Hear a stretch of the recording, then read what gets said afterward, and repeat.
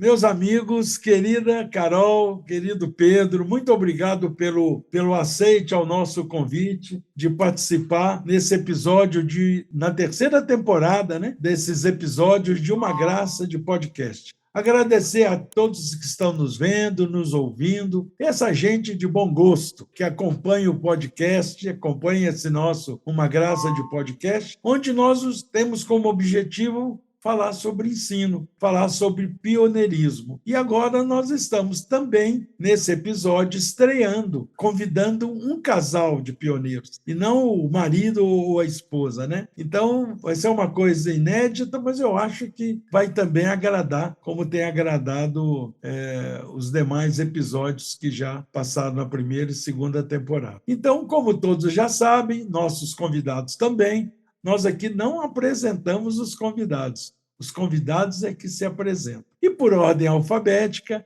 e sendo cavalheiro, primeiro, Carol. Quem é a Ana Carolina? Muito obrigado. Olá, amigos. Olá, amigos de bom gosto. Meu nome é Ana Carolina, mas eu prefiro Carol porque fica mais curtinho, mais íntimo, mais gostoso, né? Mais rápido de falar.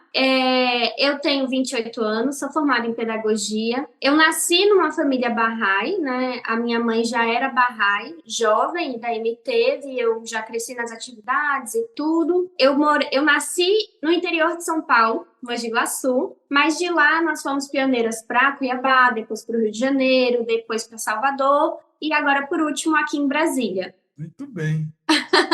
Então, o nome da minha mãe é Maria Helena, mas ela também gosta de Lena, né?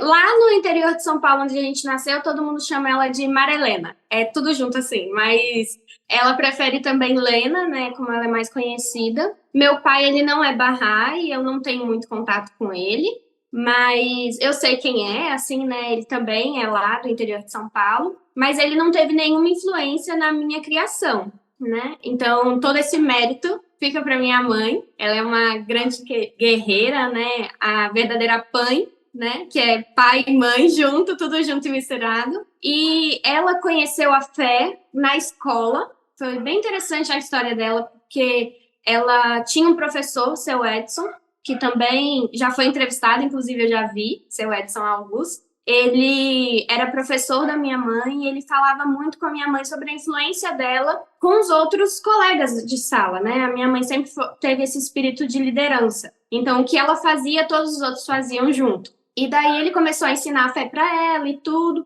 E daí ela começou a participar das atividades, engravidou de mim e continuou e foi cada vez mais se envolvendo. Eu já tinha 3 anos quando ela se declarou, na verdade, né? Mas desde a barriga ela já participava. E é mais ou menos isso a história dela. Acho que seria uma convidada muito interessante também para contar a história dela aqui de pioneirismo. É uma história longa. Muito bom.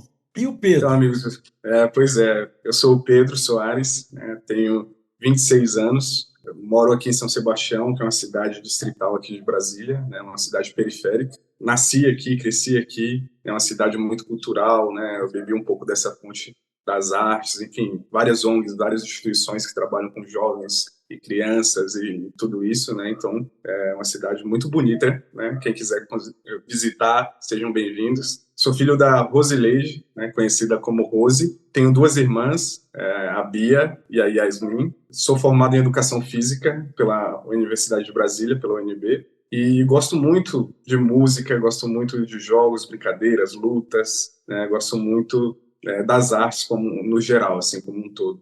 O meu hobby é aprender a tocar novos instrumentos e escrever músicas, né? Então, isso é um pouquinho de mim, né? Sou negro, né? Vivo numa comunidade onde a maioria das pessoas são negras. Conheci Carol através do serviço. O serviço é algo que norteia muito nossa vida, né? Então, vocês vão conhecer um pouquinho mais a gente no decorrer da conversa, mas eu acho que é algo que sempre nos inspira e vai fazendo a gente crescer muito juntos como casal.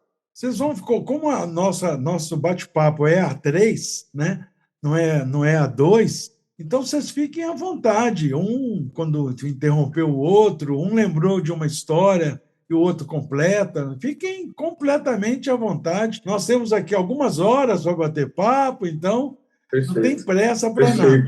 Mas você falou uma coisa aí, Pedro, assim como Carol também falou sobre a questão da vida da mãe dela, é uma vida que mereceria até um bate-papo nesse Uma Graça de Podcast, assim como de muitas outras mães, né, e pais.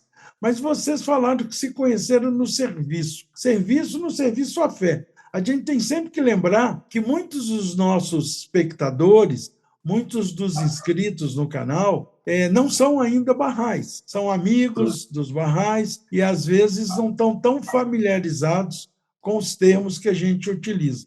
Então, sempre que a gente for utilizar alguma coisa e puder explicar um pouquinho, isso eu acho que ajudar bastante.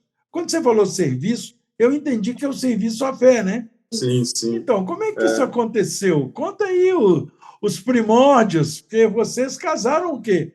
Tem uns 3 ou 4 anos? Vai fazer 4. Então são assim. É uma história longa. Oi? É uma história longa, mas como a gente tem tempo, Carol vai começar a falar. A história é longa, mas eu conheço uma parte dela, sei que é longa e bonita. Sim. Isso. Então, vale a pena contar um pouquinho. Como é que foi isso?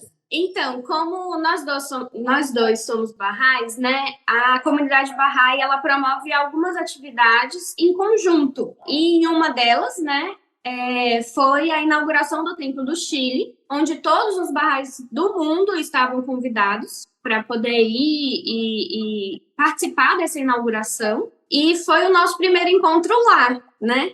Foi bem rapidinho, mas a gente foi apresentado um ao outro. Daí, fora isso, né, a gente não teve mais contato nenhum. Foi só mesmo uma apresentação rápida e curta. Mas depois disso, depois dessa inauguração, eu voltei para minha cidade e falei, eu quero sair, dar um ano de serviço em algum lugar, que é um serviço muito próximo do pioneirismo, né? Porque nesse período, Carol, nesse período você morava onde? Em Salvador. Isso. Eu estava morando em Salvador, isso. Eu morei, a maioria da parte do tempo da minha vida, eu morei em Salvador. Eu acho que eu fiquei lá uns 15 anos, né? Em Cuiabá e no Rio. E na própria cidade de Natal foi muito pouco tempo. Eu era bem criança mesmo, sim, mas em Salvador foi a maior parte que eu vivi. Então, eu voltei para Salvador, falei assim, eu quero, né, sair de ano de serviço, quero apoiar a minha comunidade de alguma forma, então eu quero aprender um pouco mais. E daí, meu amigo falou para mim que era para eu ir para Brasília. Minha intenção era voltar para servir no Chile, porque eles estavam precisando de pessoas para ajudar, né, na administração de lá, porque estavam recebendo muitas pessoas, enfim. E meu amigo falou assim, olha, vai para Brasília, enquanto você espera sair a liberação para ir para o Chile. Falei, beleza. Daí eu vim para Brasília, reencontrei o Pedro, e a gente começou desde a primeira conversa, assim, a gente já via que as nossas histórias se conectavam. Era como se a gente se conhecia há anos, né? Muito interessante mesmo. É muito engraçado, porque a Carol tá falando, né, como a gente se conheceu. E, assim, foi como apresentar uma pessoa para outra, qualquer coisa muito rápido, né? Tanto que estava com um amigo meu aqui, que a gente participava de atividade juntos, da comunidade Bahá'í. Eu era animador de grupo de pré-jovem dele, né? Então, a Fé Bahá'í, ela tem algumas atividades de construção de comunidade. E essas atividades, por exemplo, são aula de crianças, né, para trabalhar virtudes e valores com as crianças, de várias formas, através de histórias, músicas, brincadeiras, jogos, trabalhar uma virtude, por exemplo, com alegria, né? Então, trabalhar de diversas formas. Também tem os grupos de pré-jovens, né? Trabalhar também com essa faixa etária de 12 a 15 anos, né? E trabalhar, por exemplo, a questão do empoderamento do pré-jovem, como ele se enxerga na comunidade, como ele pode contribuir para o bem-estar. E aí, no meu caso, eu estava com um grupo, estava com um amigo que foi comigo para o Chile, né, para essa dedicação do tempo. E aí, era um pré-jovem meu, né? Então, a gente estava lá bem próximo, né, muito amigo, e foi lá. E aí, a Carol estava meio que abraçada com um amigo dela, tal. Que também era animador junto comigo. E aí ele veio fazer um curso uma vez aqui em Brasília, né, de animadores e tal, e foi visitar meu grupo aqui em São Sebastião. E aí a gente ficou amigo, assim, né, ele visitou tal, a gente se conhecia e se falava. E aí, quando eu e o Fernando, que era um amigo meu aqui do grupo de pré-jovem, né, vimos eles lá no Templo do Chile, né, na dedicação, no espaço onde estava acontecendo o evento. Aí o Fernando falou, poxa, vamos lá falar com ele, né? Vamos lá. E aí ele estava com a Carol. Aí eu olhei para ele assim e falei, vamos lá, é bom que a gente conhece a namorada dele. E essa namorada dele era a Carol. Mas a gente próximo, tão amigo, que dava para parecer isso, né? Mas a gente não era namorado. A gente achava, assim, na nossa cabeça que era a namorada dele, né? Certo. E aí a gente chegou lá, e falou, oi, tudo bem? E aí, quanto tempo, cara? Quando você vai lá em São Sebastião de novo e tal? Aí ele, vou me organizar para poder ir e tal, e essa aqui é a minha amiga Carol, né? Esse foi nosso primeiro contato, como a Carol estava compartilhando mais cedo, né? Isso. É interessante vocês contando todo esse episódio, porque mostra para todos aqueles jovens também, jovens de todas as idades, né? Que eu digo sempre isso, jovens como eu, que às vezes se aposenta achando que agora a vida acabou. Outros jovens como eu, que se aposenta, falam, opa, agora a vida começou. Então, é só uma questão de ponto de vista, né?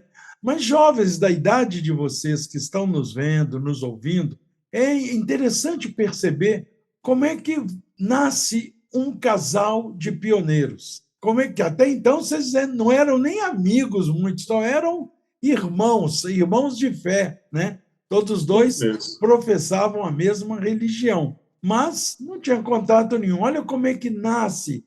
É como se a gente costuma dizer do nada, né? Do nada. Não tem nada do nada. Tudo tem algum significado, né? Tinha uma Bahá'í, uma senhora persa, em Belo Horizonte, a dona Efati, ela falava, tudo tem significa, porque ela não conseguia falar significado, ela falava, tudo significa. E vocês estão dando significa para a vida de um pioneiro, né? Então, prestem atenção, jovens que estão aí nos assistindo, como é que a coisa nasce, como é que a coisa funciona. Desculpa ter interrompido, podem continuar. Nada, que isso. É muito interessante você fala, porque, por exemplo, eu já era adulto tal, e estava pensando nisso, né? Às vezes a gente para pensar nessa questão de relacionamento, né? Como que funciona, como que é, né? E aí tu começa a ter aqueles momentos de pensar na sua vida, né? Porra, como que vai ser meu futuro, né? Começa a fazer planejamentos, né? Vocês tinham quantos anos, Pedro, nessa época? 18? Não, acho que eu tinha talvez 20. E Não, quando a gente se conheceu, ele tinha 20, eu tinha 22. Rapaz, a história é longa. Você vai prestar atenção. Muito bem. Porque ainda tem uma conexão ainda lá na Conferência de Juventude de 2013, que a comunidade Bahá'í, né, promoveu, que foi aqui em Brasília, inclusive, para os jovens do Brasil, né? Então, vamos chegar lá, né? Então, é o seguinte, aí eu ficava pensando, refletindo nisso. Poxa, e uma reflexão que veio na minha cabeça foi, será que eu já conheço a pessoa que eu vou casar? Né? Será que eu já passei perto? Será que, sei lá, né, já vivemos na mesma comunidade, né? Parei para refletir sobre isso uma vez. E aí, a gente, enfim, quando a Carol veio servir aqui em Brasília, né, a gente olhando fotos, né, antigas, de repente, a gente se depara com a foto da dedicação do Templo do Chile, os brasileiros subiram numa escada assim e decidiram fazer uma foto oficial dos brasileiros, né? E aí, a gente olhando, eu tinha aquela foto, porque eu estava lá, a Carol também tinha, porque estava lá, e aí passou no celular a foto e a gente olhou assim, ela se achou, eu me achei, e a gente estava assim, muito próximo do outro, né? Tava cerca de 5 pessoas de distância. Eu estava com o meu grupo de amigos aqui, e daí passava 5 pessoas, estava o Pedro ali. Então, assim, muito próximo mesmo. E assim, a gente não tinha muito contato nessa época, né? E aí, voltando por agora na conferência de juventude de 2013, que foi aqui em Brasília, vieram caravanas de jovens de todos os lugares do Brasil, né? Aqui no Brasil tiveram 2 conferências, uma, se eu não me engano, foi em Porto Alegre, né? Ali na Canoas, na verdade, ali para o sul, para a galera do sul, e aí teve uma centro-norte do Brasil, que foi aqui em Brasília. E aí vieram várias caravanas de jovens para poder refletir um pouquinho sobre o nosso papel de jovem na comunidade, o que podemos fazer para estar servindo a comunidade, né? Não necessariamente jovens Bahá'ís, mas jovens de toda a comunidade, porque a fé Bahá'í tem esse princípio, né, de unidade na diversidade, que todo mundo pode estar contribuindo para o bem-estar da sua comunidade, né? Fazendo algo com seus talentos. Então vieram essa pancada de jovens aqui para Brasília. E aí Carol veio para cá. Eu, como moro aqui, fui participar, estava ajudando a organização também. E como eu falei mais cedo, eu gosto muito de música, né? Eu sei tocar alguns instrumentos e tal. Então eu reúno uma galera jovem e tal, e enfim, a gente vai tocar, vai fazer samba, vai tocar, né? Vai curtir um pouco, né? A Formar um questão grupo. formamos um grupo lá de jovens que sabiam tocar alguma coisa, bater caneta, fazer várias coisas e começamos a fazer umas músicas, né? E eu gosto muito de dançar. Então, conversando assim, a gente percebeu que em vários momentos ele estava na roda tocando pandeiro, tocando cavaquinho, e eu estava na roda dançando. Ou seja, a gente estava muito próximo de novo. E toda vez que a gente vê foto dessa conferência, a gente fica analisando, procurando para ver se encontra eu e ele, sabe? É muito interessante também, porque saltando um pouco mais para frente, voltando para a conferência, a gente conversando, eu falei, eu voltei da inauguração do Templo do Chile com uma amiga, né? Eu falei o nome dela, inclusive é a Cibele, né? Se ela ver, ela vai lembrar. Eu voltei com a Cibele. Daí ele falou, mas eu voltei com a Cibele também, eu encontrei ela no aeroporto. Eu falei, mas eu não lembro de você. Daí ele, mas eu também não lembro de você. Mas a gente, de novo, estava no mesmo ambiente, no mesmo horário, juntos, e não se tocou assim, né? Então era realmente, a gente para hoje e analisa, e via que era realmente o destino.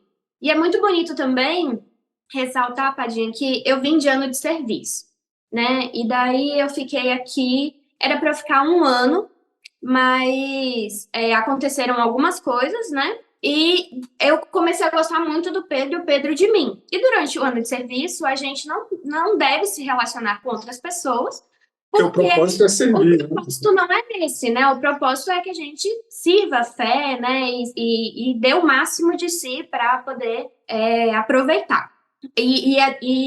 Como que é? Subtrair, não é... Como é que fala?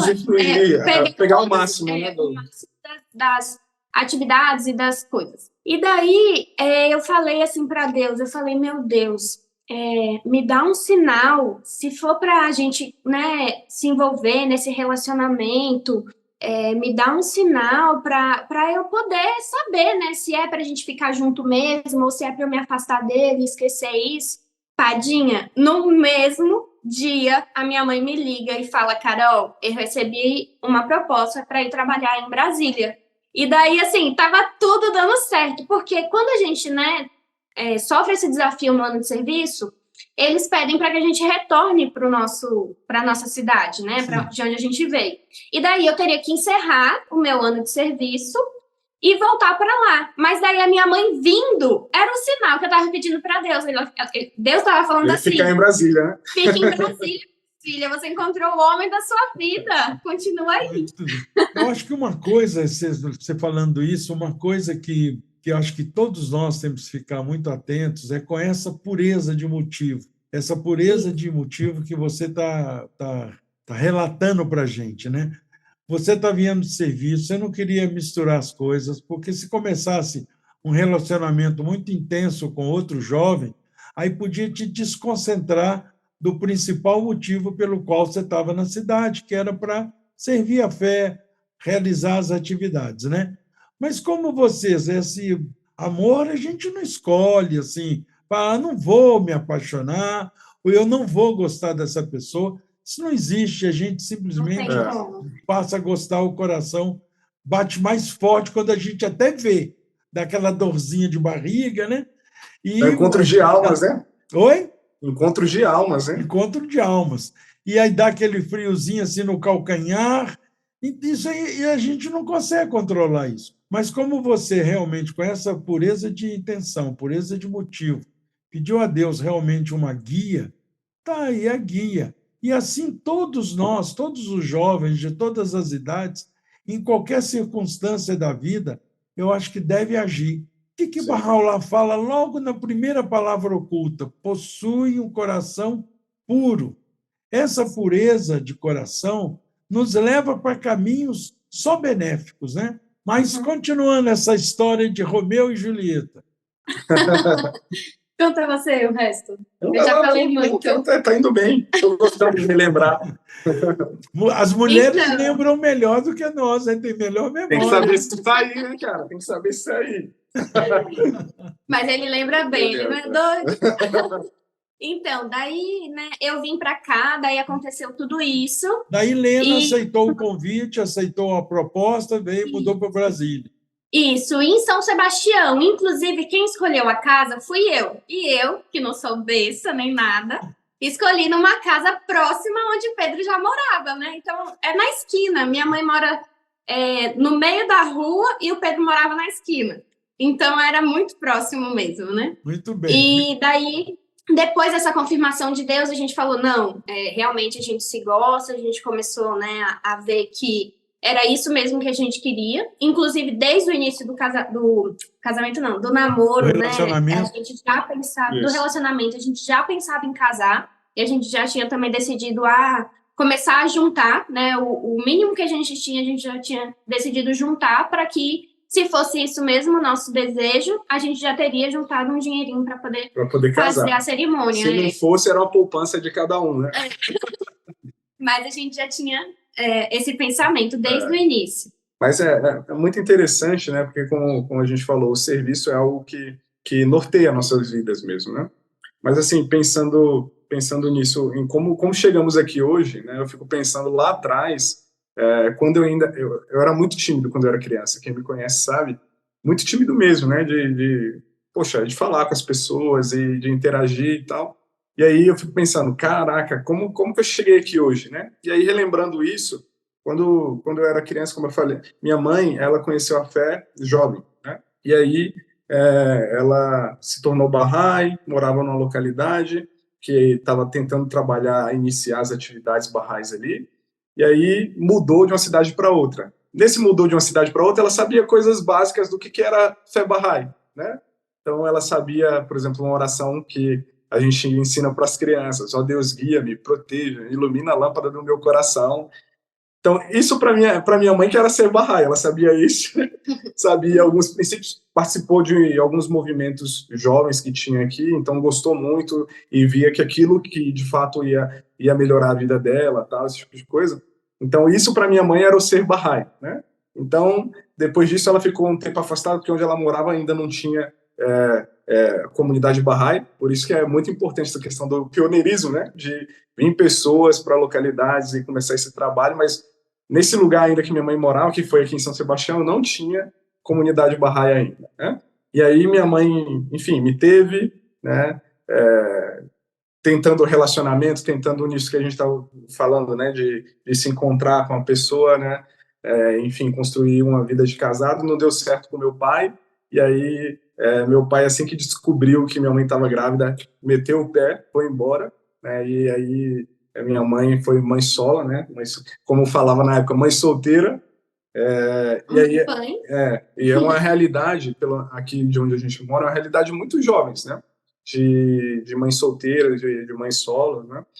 E muitos amigos meus nessa, e eu ouvi crescendo por minha mãe ter sido, de certa forma, colocado esse selo nela, né, de mãe solo, com filho pequeno. Na época, a cidade muito pequena ainda, muitos preconceitos, né? Então, eu cresci ouvindo que eu ia ser bandido, né? Então, imagina, um negro de periferia, uma mãe que não tem pai e tal, meus amigos todos, né? Porque foi uma penca de menino da mesma idade na minha rua, né?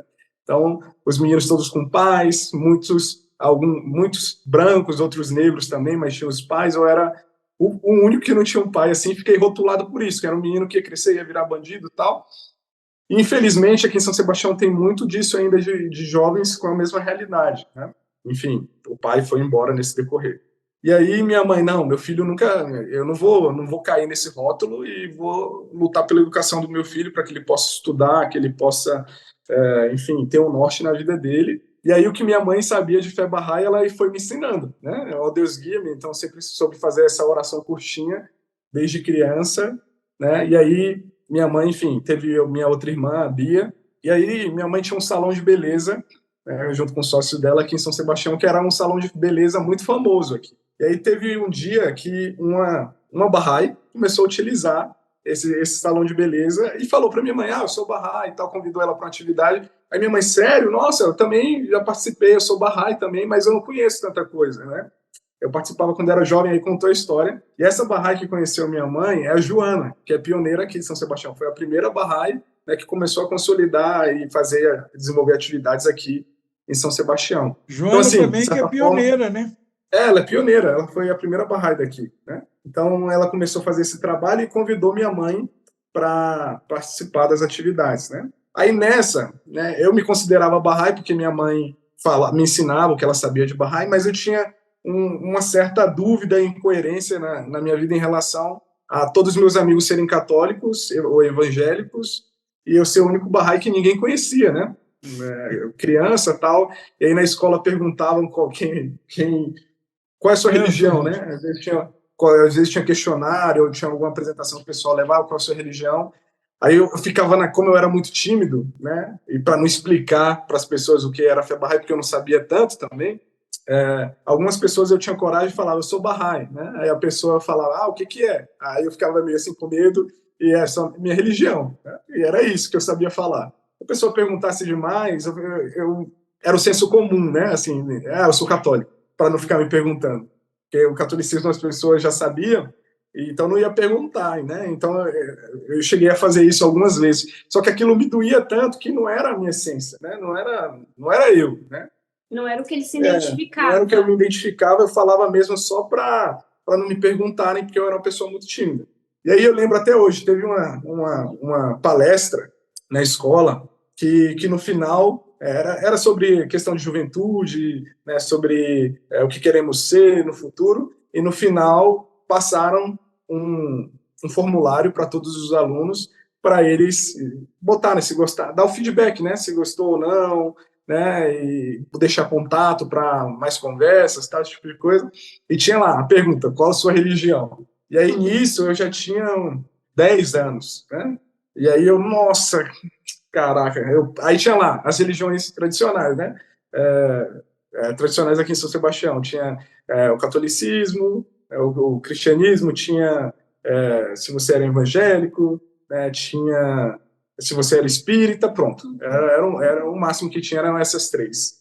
Aí tinha um espacinho lá, também outros, né, para você colocar. Aí eu nesse dia, cara, fiquei assim, não vou colocar. Não vou colocar que eu sou católico, porque eu não sou católico. E aí foi uma dor muito grande, assim, para mim, colocar o outros, né, e aí eu fiquei pensando, nossa, não tem a fé Bahá'í aqui, como é que eu vou marcar? Aí eu respirei fundo e, não, tenho que colocar de fato quem eu sou, né?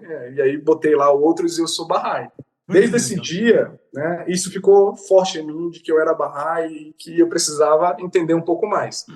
E aí casou certinho nessa época que convidaram minha mãe para voltar a participar. Só que a gente morava longe de onde aconteciam as atividades, aí a gente, por exemplo, vinha uma vez, faltava 5, né? Aí vinha mais uma, 2 vezes, faltavam mais umas 3, né, das atividades que eram oferecidas. Pela dificuldade de distância, locomoção. Mas veja esse pedacinho da sua história, como é significativo, né? Quando criança ainda, o que sua mãe ensinava? Olha o poder da palavra. Baha'u'lláh fala o poder da palavra, né? E nós sabemos que a palavra tem, de fato, muito poder. A única coisa que você sabia, olha a única coisa que você sabia, ó Deus, guia-me, proteja-me. Acabou, não precisa de mais nada. Se eu tenho um Deus que me guia e que me protege, o que mais eu preciso? Né? Então, essas dificuldades, que são desafios, né? Que a gente fala de provas, são provas que Deus nos dá, você ainda criança, passando por essa discriminação, não só na cor da pele, mas na situação social, na situação socioeconômica de ser mãe, e todo mundo tem o pai. Eu fico imaginando você no Dia dos Pais, que sofrimento deveria ser. E sua mãe, com certeza, deveria cobrir tudo isso com carinho, com amor, com atenção, para substituir aquele pai ausente, né? Mas todas essas dificuldades só fez fortalecer. Por isso que, outra vez, em Palavras Ocultas, o que Baha'u'lláh fala sobre essas provas e dificuldades? Por fora, exteriormente, é fogo e vingança. Interiormente, é luz e misericórdia. Então, aparentemente, a gente passa Por isso que, por exemplo, vocês estão falando da vida de vocês, das dificuldades, dos desafios que vocês passaram, até chegar ao ponto de consolidar a crença, consolidar a fé. Hoje vocês têm orgulho e felicidade de falar o mais alto que puder, que sou o Bahá'í, né? E quando eu tenho uma história recente agora, aqui em Mojimirim, veio a moça do censo. E no censo, ela, segundo ela, 30% das casas é feita uma coleta que eles chamam de completa, que pede detalhe, quanto que cada um da família ganha, quem é que tem renda, quem não tem, se os filhos estudam, em que anos estão. Uma pergunta, um questionário completo. Ela ficou aqui quase 1 hora, só a gente respondendo. E o outro é um questionário que ele tem um outro nome, mas é como se fosse mais superficial e que demora 15 minutos. E, às vezes, ela falou que até do portão mesmo já preenche a ficha. Mas o nosso caiu que o nosso era o completo. Aí nós convidamos ela para entrar, ela sentou, e nós dois, tanto Verônica quanto eu, estávamos em casa, e começamos a responder até que chega na hora da religião. Aí, quando pergunta religião, naturalmente a gente fala que é Bahá'í, ela fala, eu conheço a fé Bahá'í. Aí eu falei, porque não é uma coisa muito comum, né? Apesar da gente divulgar o máximo que pode, a maioria não conhece, né? E eu uso até uma estratégia, quando é com amigos assim. Na época da faculdade, eu fazia muito isso. Quando algum colega falava, eu falava da fé, aí ele falava, não conheço. Eu falava, como não conhece? Como você não conhece a fé Bahá'í? Que isso? Cara universitário, esclarecido como você, não. Aí o cara se sentia até meio ignorante. Acuado, né? Fora, né? Mas então essa senhora falou que eu conheço a fé Bahá'í. A senhora conhece a fé Bahá'í? Falou, conheço, eu conheço uma Bahá'í. E falou que era a dona Kidaz, uma senhora Bahá'í, que até recentemente faleceu. Mas era vizinha dela. Ela falou tão bem dessa dona Kidaz, que é uma mulher maravilhosa, ela perdeu o marido, ela ficou viúva, o marido morreu de repente, e essa dona Kidaz percebia que ela estava entrando em depressão por causa da perda do marido de repente, e essa dona Kidaz não deixava ela em paz, no bom sentido, sempre procurava saber como é que ela estava, sempre levava algum doce, algum pedaço de bolo que ela tinha feito, enfim. Fiz uma amizade grande com a dona Kidaz, uma pessoa maravilhosa, mas ela não sabia que dona Kidaz tinha falecido, porque dona Kidaz foi para os Estados Unidos, ficou com a filha lá durante algum tempo, e logo que ela voltou, meses depois, ela faleceu. Então, essa senhora, essa assessora aí do IBGE, não sabia que a dona Kidaz tinha falecido. Essa senhora quase passou mal aqui em casa, de saber que a dona Kidaz faleceu. Aí Verônica trouxe água, e acalmamos ela. Então, veja o que é um exemplo. Então, as pessoas ficam de olho na gente. Somos poucos, ou melhor, não somos poucos, mas somos a minoria ainda. Então, assim como você, Pedro, quando criança passava por tudo isso, você pode ter certeza que os coleguinhas estavam de olho em você, né? E assim, Não, agora, vocês jovens, agravou ainda mais a observação dos amigos, né? Então, exemplo é tudo, né? E essas provas que às vezes a gente passa são isso que você está comentando, que Bahá'u'lláh colocou em palavras ocultas, que exteriormente é fogo e vingança, e interiormente é luz e misericórdia. Então, qualquer dificuldade que a gente tenha passado na vida, ou vai passar, com certeza, muitas vezes são bênçãos disfarçadas que a gente está recebendo, né? Mas continua essa história linda de vocês. Calma aí, só um parêntese, né? Você estava falando, eu estava refletindo aqui. Nossa, como é interessante a gente pensar a influência que a gente tem na vida das pessoas que estão à nossa volta. Porque eu fiquei pensando, né? Eu tenho uma amiga que eu mantenho contato com ela até hoje, é uma amiga da educação do Fundamental 2, né? Da 5ª à 8ª série. E da minha época ainda era série. Mas Eu sempre falei para ela que eu era Bahá'í, ela não conhecia, ela era católica, se eu não me engano, ou evangélica, eu não lembro, mas ela não conhecia a fé Bahá'í, e eu sempre falei para ela das atividades Bahá'ís. Então, hoje, se alguém perguntar para ela, ou chegar para ela e falar assim, você conhece a fé Bahá'í? Ela pode falar, eu tive uma amiga na escola que era Bahá'í. Então, cada pessoa que a gente fala, em algum momento, algum outro Bahá'í vai chegar nessa pessoa e ela vai falar, nossa, eu tive uma pessoa que eu conheci que era Bahá'í, né? Exatamente. Muito interessante isso. Isso. O pouco que a gente sabe é muito para quem não sabe nada, né, Padre? Não, e outra, gente, se não perguntar, a gente provoca informar. Eu sempre digo que nós temos todas, assim, eu não conheço, eu até desafio as pessoas a me dizer uma situação que eu possa estar e que eu não possa criar uma situação de falar de Bahá'u'lláh. Todas na minha vida acontece isso. Mais tarde, depois eu posso até contar uma experiência dentro dessa linha que foi assim fantástica e maravilhosa.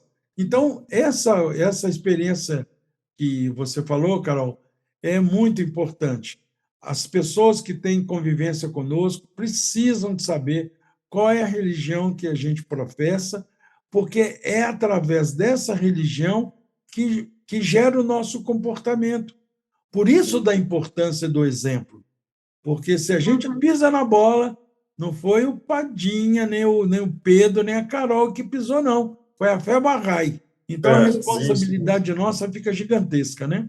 Mas Pedro ia falar. Não, é isso. Assim, minha história é um pouco diferente da Carol, como eu estou contando, porque a Carol, a mãe dela se envolveu muito na fé, conheceu, onde ela morava tinha uma comunidade de Bahá'í consolidada, né? Então, a Carol sempre foi muito tranquila em relação a isso, né? Não tinha essas travas de chegar e conversar com as pessoas, né?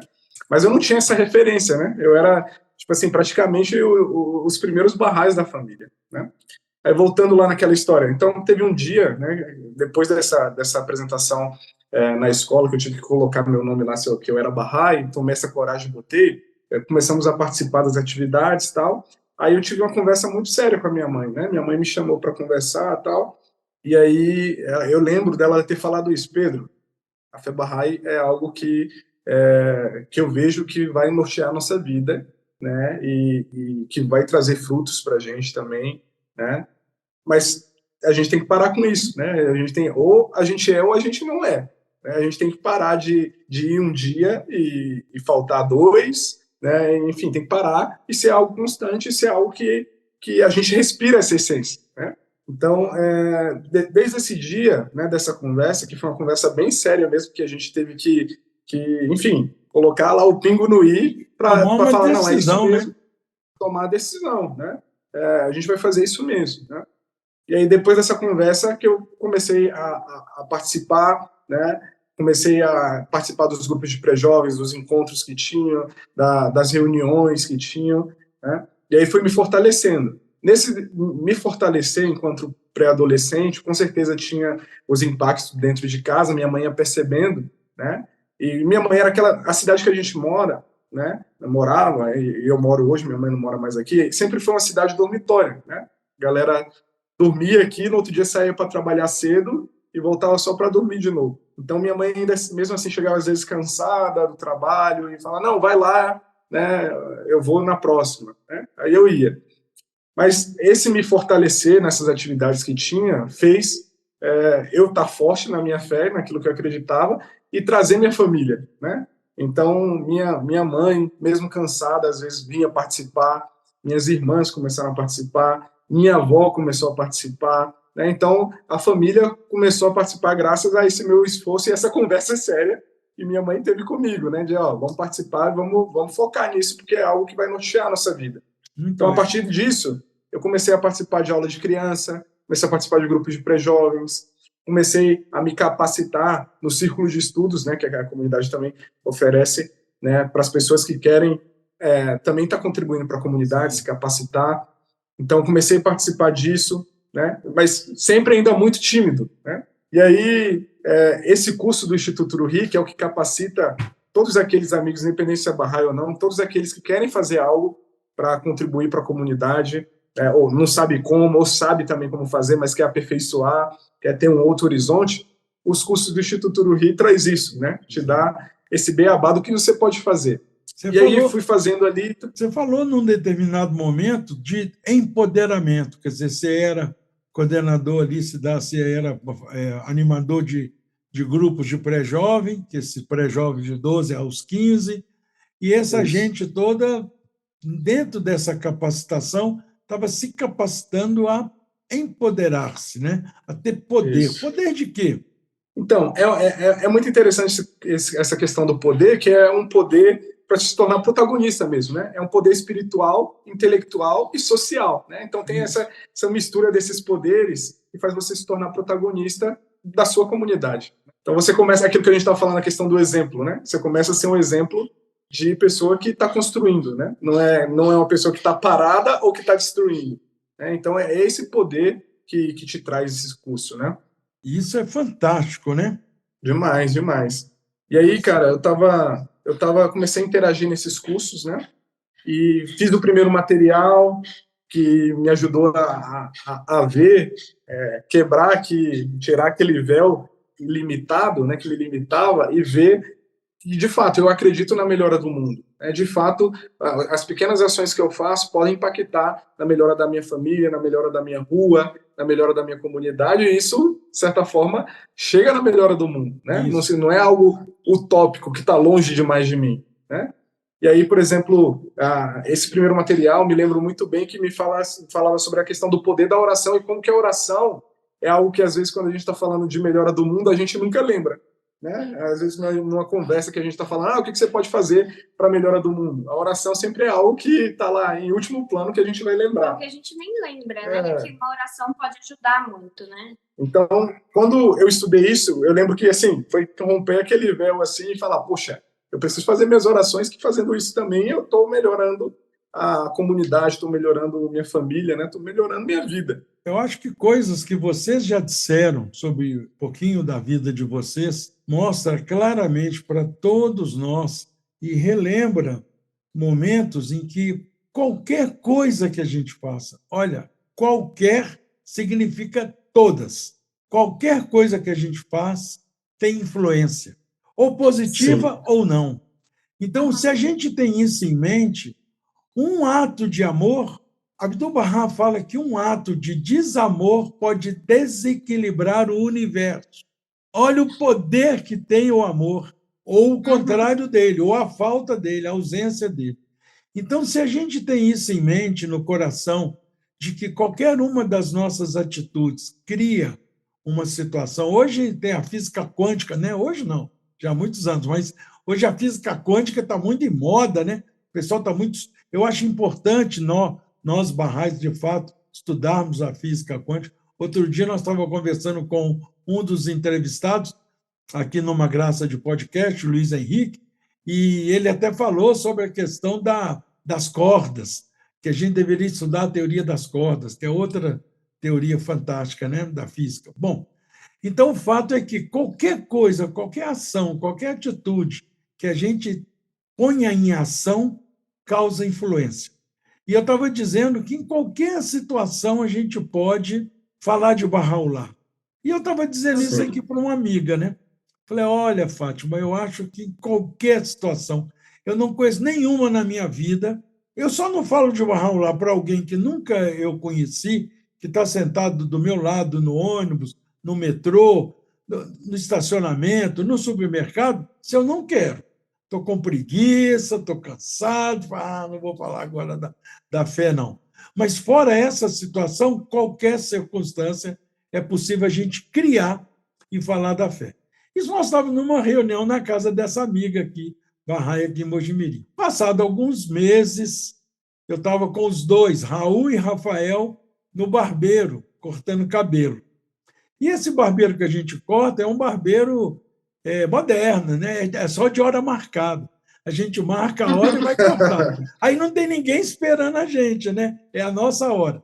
Como éramos 3, eu marquei 3 horários, né? Então, o Raul é o que tem menos cabelo, ia cortar primeiro. Então, está lá Raul sentado, cortando cabelo, eu e Rafael esperando. Chegou um outro cliente, um senhor. Só que esse senhor que chegou já avisou para o barbeiro: ó, Carlinhos, desculpa, eu cheguei mais cedo, mas eu estava aqui por perto, aí eu vou ficar aqui esperando, não tem problema esperar o pessoal aí, não. Eu vou ler uma revista. E pegou uma revista Playboy, com 3 mulheres peladas na capa, né? E veio mostrando para mim. Olha que coisa mais linda! Aí o Rafael, sem vergonha do Rafael, olhou para mim com aquele olhar, e pai conhece olhar de filho, vocês vão ver. Então o Rafael deu aquela olhada para mim: fala de Barrão lá. Porque ela está com a revista Playboy. Quero ver agora, né? Ele deu aquela olhada e mandou esse recado. Aí o cara sentou do meu lado, falou: então, olha que coisa mais linda. Aí eu virei para o senhor e falei: tem gente que não gosta. Aí ele: pois é, pronto, eu apoiei, né? Ele mostrou o mulherio pelado, eu falei: tem gente que não gosta. Ele sentou: pois é, que coisa absurda, né, e tal, e começou a conversar. Deixei o homem falar um bocado ali das moças ali na capa. Depois eu falei: alguns anos atrás, eu morei em Juiz de Fora e fui gerente da editora Abril, do departamento de assinatura de revista. O senhor sabe que essa revista Playboy, o que tem de mais importante são restaurantes e viagens e hotéis. Essa área de turismo, hotéis, restaurantes, resorts, são assim tão fantásticas as matérias, as reportagens, que a gente tinha mais assinante por essa razão do que por causa das meninas aí sem roupa. Mas naquela época, isso foi na década de 80, quando eu trabalhei na editora. Naquela época, uma moça, para posar nua na capa da Playboy, ela ganhava, às vezes, um apartamento, carro e dinheiro. Então, você imagina uma moça de classe média ou uma moça até pobre e que estava querendo a carreira de modelo, mas era muito bonita, tinha um corpo muito bonito, e ela virava para o pai e falava assim: pai, eu vou posar pelada. Ele falou: você está doida, minha filha? Fala: mas eu vou ganhar um apartamento, carro e dinheiro. Ele fala: que dia que você vai posar? Porque ele estava precisando da situação, né? Então, começamos a conversar sobre isso, levei a conversa por esse caminho, e depois falei: eu acho que tem muito a ver com moral e ética, essa questão, porque hoje está tão banalizado, né? Porque por questão moral, talvez, aí entramos na questão moral e ética. Da questão moral e ética, nós fomos lá para a Europa. Aí ele falando que na Europa a cabeça do pessoal é outra e tal. Eu falei: pois é, e a religião na Europa? Ele falou: pois é, eu sou católico. Eu falei: então, como católico, o que o senhor acha que Cristo ia pensar? Pronto, entramos no Cristo. Aí Jesus para cá, Jesus para lá, ele sabia um pouquinho de Bíblia, começou a falar algumas coisas, eu barral lá nele. Depois, para resumir, porque nós ficamos quase 40 minutos conversando, porque era Raul cortando, depois Rafael, depois eu, né? Aí eu ainda tinha convite de Fireside, de reunião de amigos, no carro. Eu ainda convidei o cara para ir para Fireside e falei: eu vou trazer um convite para o senhor não esquecer. Quando eu fui buscar, e deu o endereço, quando eu dei o endereço, falou: essa aqui não foi onde a família Soltani morou uma época? Eu falei: exatamente, eles eram vizinhos a Sérgio Barrai. Ah, ele conhecia seu Soltani. Aí a conversa foi, aí eu dei aquela olhada para o Rafael, tomou distraído. É possível. Tomou distraído, porque é possível falar. A gente só tem que conduzir a conversa para uma conversa mais significativa. E ele adorou a conversa. Já pôs a revista lá e já não falou mais da revista, não falou mais das meninas, e nós ficamos nesse papo. Então, é possível. Então, se alguém falar que não é, é. Eu acho que isso que você fala é muito interessante, porque a gente, como Bahá'í, né, a gente não é obrigado, de certa forma, a pregar a palavra, né, enfim, esse tipo de coisa. Então, a gente tem, lógico, não é algo fácil também, né, você precisa praticar, você precisa colocar em prática para você ter a desenvoltura de saber conectar os conceitos espirituais em qualquer conversa, né? Esse belo exemplo aí que você deu. Né, você não ia chegar para o cara e falar: não, isso aí é errado por causa disso, disso, disso. O cara não ia querer mais olhar na sua cara nunca, né? Ia fechar. Então, assim, a gente tenta levar a conversa, né, para um outro rumo, mas, de certa forma, fazendo a pessoa refletir. Eu acho que essa sacada é muito boa, né? De ter uma conversa mesmo, um bate-papo, né? Não é uma aula, né? Sim, então, ouvir, também tentar aprender com o outro e compartilhar aquilo que você sabe, né? Acho que quando a gente tem essa postura... Mas por que a gente tem que fazer isso? Por que a gente tem que fazer isso? Não tem padre, não tem pastor, né? É verdade, né? Isso vai desenvolvendo nossa habilidade, né? De ter conversas edificantes, né? Significativas e edificantes, né? Porque como na fé Bahá'í não tem padre, não tem pastor, não tem clero profissional, se não formos nós, Bahá'ís, a divulgar os ensinamentos de Bahá'u'lláh, quem é que vai fazer, né? É um dos princípios, né? A gente reconhecer e passar os seus ensinamentos para as outras pessoas, porque a gente vê que não adianta nada a gente ser um copo cheio e não compartilhar com as outras pessoas, né? Uma hora esse copo vai transbordar, vai se perder aquele conhecimento todo e não compartilha com ninguém. Então, muitas outras pessoas podem se beneficiar dessa água nesse copo também. Exato. Mas aí vocês estão em São Sebastião. Estão naquele Por processo... enquanto. Estão naquele processo de conhecimento e participando das atividades. E quais são essas atividades? Que foi que... Alguma coisa que vocês lembram, assim, porque sempre a gente, nesse caminho de divulgar os ensinamentos da fé, de Bahá'u'lláh, a gente sempre encontra alguns muito desinteressados, mas muitos também muito interessados, né? Desses interessados, dessas atividades, jamais vocês sonhariam que hoje ia estar casado, né? Vocês eram amigos e, coincidentemente, na mesma comunidade e tal, mas tem algum momento que fala, nossa, eu conheci uma jovem, ou eu conheci um jovem, eu conheci um senhor, que eu falei da fé, e assim, que foi realmente uma coisa fantástica, alguma história que vocês lembram que possam compartilhar conosco? Deve ter um monte, eu sei, mas... Tem.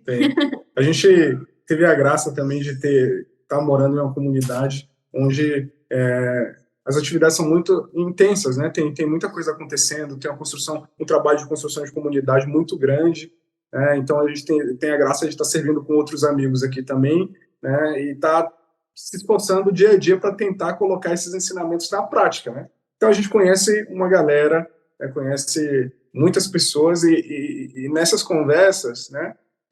Todas essas atividades que a comunidade Bahá'í promove, nunca o fim é fazer com que as pessoas se tornem Bahá'í, né? Então, esse não é o objetivo. Mas, de fato, né, como a gente está trabalhando questões espirituais, né, desenvolvendo essa espiritualidade nas pessoas, ela tem algumas que se namoram pelos ensinamentos de Bahá'u'lláh e decidem colocar isso como um norte de sua vida também, né? E querem abraçar a fé. Só deixar claro isso que nenhuma das atividades promovidas tem o intuito de catequizar a pessoa, fazer com que ela se torne Bahá'í. Eu acho que isso é importante.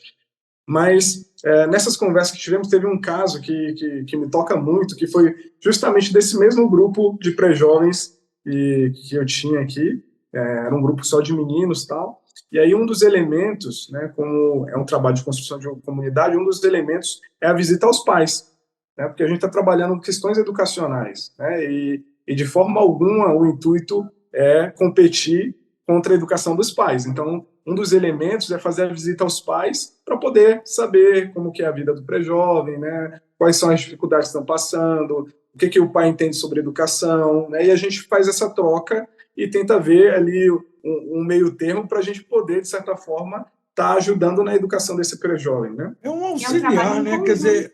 conciliar. Quer dizer, mostrar para os pais que ninguém está competindo com eles, a gente está só querendo somar a educação que já dá para os seus filhos, né? E aí a mãe compartilhava, toda vez que eu ia visitar, né? A mãe compartilhava que o filho estava mudando muito dentro de casa para melhor, que o ambiente estava mudando, que estava sendo mais organizado, e que ela queria saber o que estava acontecendo. Isso é fantástico. Só que ela sabia... Ela me conhecia desde criança, porque a gente morava ali no mesmo bairro, né? Então ela via eu indo para a escola, indo fazer minhas coisas, tal. Então ela me conhecia assim de vista, né? Eu tinha algumas amigas em comum que eram amigas da minha mãe, então ela, de certa forma, me via ali como menino do bairro, né? Então isso era interessante porque eu era uma pessoa conhecida também ali, né? Então, de certa forma, ela já me conhecia, mas passou a conhecer melhor ainda quando eu fui fazer esse trabalho e comecei a fazer essas visitas para essa família. E aí ela queria saber o que estava acontecendo, tal, que eu estava melhorando o filho, né? E que ela estava gostando muito das atividades que o filho participava, que ele via que ele estava comprometido em preencher os livros, né? Ele voltava com o livro para casa, ela ia olhar o que ele fez, tal, esse tipo de coisa. E aí nessa conversa a gente falou, são atividades promovidas pela comunidade Bahá'í, a Bahá'í é uma religião, né? Então deu toda aquela base do que é a atividade que o filho está participando. Então ela sabia que era uma religião e tal, e aí no decorrer da conversa ela estava gostando tanto dos temas que eram compartilhados sobre a questão da educação, que existem outros tipos de educação, como educação espiritual, que não é só educação intelectual que você aprende na escola, né? Então, sobre a questão de serviço à comunidade, qual a postura que uma mãe deve ter perante uma comunidade? Será que é se preocupar só com o seu filho ou ela tem um papel a mais ali, né, naquela rua que ela mora, né? Então ela ficou encantada com isso, e aí teve um dia que eu cheguei, e aí ela estava assim, acho que nessas conversas eu voltava para casa, ela ficava a cabeça a milhão, pensando assim, né, nossa, eu gosto muito, mas eu também tenho as coisas que eu acredito e tal. Aí teve um dia que eu conversando com ela quis saber um pouco mais sobre a fé Bahá'í. E aí beleza, eu fui, se ela queria saber sobre a fé Bahá'í, eu falei, a gente pode marcar, né, um outro momento, porque agora eu estou falando, né, sobre isso aqui, e eu tenho outro compromisso de outras visitas dos outros pais, a gente pode marcar um outro momento para falar só sobre o que é fé Bahá'í, tirar suas dúvidas, o que tu quer fazer, porque eu preciso fazer outras visitas também, né? Inclusive, se você quiser me ajudar, né? E aí ela era uma mãe que me ajudava a ir nos outros pais também, então eu já estava nesse nível, né, de saber o que era, e aí ela compartilhava com os outros pais, me ajudava, né? Vendia meu peixe. Eu falava para os outros pais quanto que o filho estava mudando dentro de casa, né? Então foi uma época muito boa, assim, ter esse apoio dela. E aí teve um dia que ela chegou e falou assim, olha, Pedro, eu gosto muito, né? Você vai vir aqui em casa me explicar um pouco mais o que é a fé Bahá'í, mas eu quero te falar uma coisa. Aí eu fiquei assim, meu Deus, o que ela vai perguntar, né? Aí ela, olha, eu gosto muito da fé Bahá'í, mas eu nunca vou mudar de religião. Eu sou católica. Minha mãe sempre foi muito católica, ensinou pra gente que a gente tem que ser firme e tal, e eu nunca vou mudar minha religião. Ela, não, tudo bem, né? Não tem problema. O intuito como você quer me perguntar as coisas, eu vou responder aquilo, mas independente se você é católico ou não, você pode continuar participando das atividades, né? Aí beleza, marcamos o próximo encontro, e aí voltei lá na casa dela para poder responder o que ela queria saber e tal, e foi uma conversa super gostosa, né? E aí saí, né? Aí eu falei para ela, expliquei que não tinha ritual para se tornar Bahá'í, se você acreditasse em Bahá'u'lláh como manifestante de Deus e se esforça para seguir os seus princípios, né, seus ensinamentos, suas leis, você é Bahá'í, né? E aí falei isso para ela e ela ficou pensativa assim, como ela falou que não queria mudar de religião, eu falei isso, a gente comeu, ela sempre servia um lanche lá, a gente comeu e fui embora. Aí, quando eu estava voltando para ter atividade do grupo de pré-jovem com o filho dela, ele falou, Pedro, minha mãe quer falar contigo, tal. E aí eu cheguei lá, ela falou, Pedro, eu pensei, refleti e eu quero me tornar Bahá'í, né? Então, assim, para mim foi algo muito, muito bonito e muito marcante mesmo, né? Sem dúvida. E Carol conheceu e é uma amiga que ela me considera como filho, né? Então a gente tem uma relação muito próxima hoje, né? A gente é da família mesmo. Família mesmo. Então todos os eventos que acontecem na casa dela, ela convida a gente, né? Então ficou uma amiga muito grande. E engraçado que ela foi uma das pessoas que deu depoimento no nosso casamento, né? E ela fala que desde o início, como eu vim para ano de serviço, eu ficava colada no Pedro, porque a gente tinha que fazer as atividades, eu tinha que estar junto com ele para aprender mais, né? E conhecer a localidade. Então, desde o primeiro encontro que a gente teve lá na casa dela, ela falou, eles dois vão namorar. Eles dois estão gostando um do outro. Ela sempre fala, e ela super apoiava, assim, ela nunca chegou a perguntar, até para não influenciar nada, né? Mas ela só ficava observando, e ela falava, nossa, eu faço muito gosto do relacionamento de vocês, porque eu sei que ela fala, né, é uma coisa de Deus, é divina mesmo, é muito lindo. O radar de mãe não funciona, não falha, não. Não falha. E foi isso. E foi uma mulher que se empoderou tanto, né? Ela tinha suas dificuldades, de também na questão de trabalhar fora o dia inteiro e tal, mas ela se empoderou tanto, ficou tão feliz, porque ela falou que a Fé Bahá'í ajudou ela, né, a fugir da depressão, se libertar da depressão, né? Então, os momentos de orações que a gente fazia, de estudo na casa dela, ela se empoderou tanto que quis promover essas atividades para a comunidade, né? E aí começou a visitar comigo os pais dos pré-jovens e chamavam eles também para fazer oração na casa dela, né? Convidava as crianças que tinham na aula de criança ali ao redor. Então, convidava praticamente todo mundo da rua, porque também ela conhecia todo mundo da rua, né? E ela antes ela tinha reza de terço na casa dela, né? Então, todo mundo ali da rua também já tinha esse costume, né? E aí, a partir dessas visitas, e ela falou, não, eu sou Bahá'í e eu quero fazer uma reunião de oração, uma reunião devocional aqui na minha casa e vou convidar, você me ajuda? Ajudo, né? A gente estava estudando o livro 1, como eu falei, na parte de oração, ela ficou encantada e eu quero fazer oração na minha casa. Então, assim, bombou a reunião na casa dela.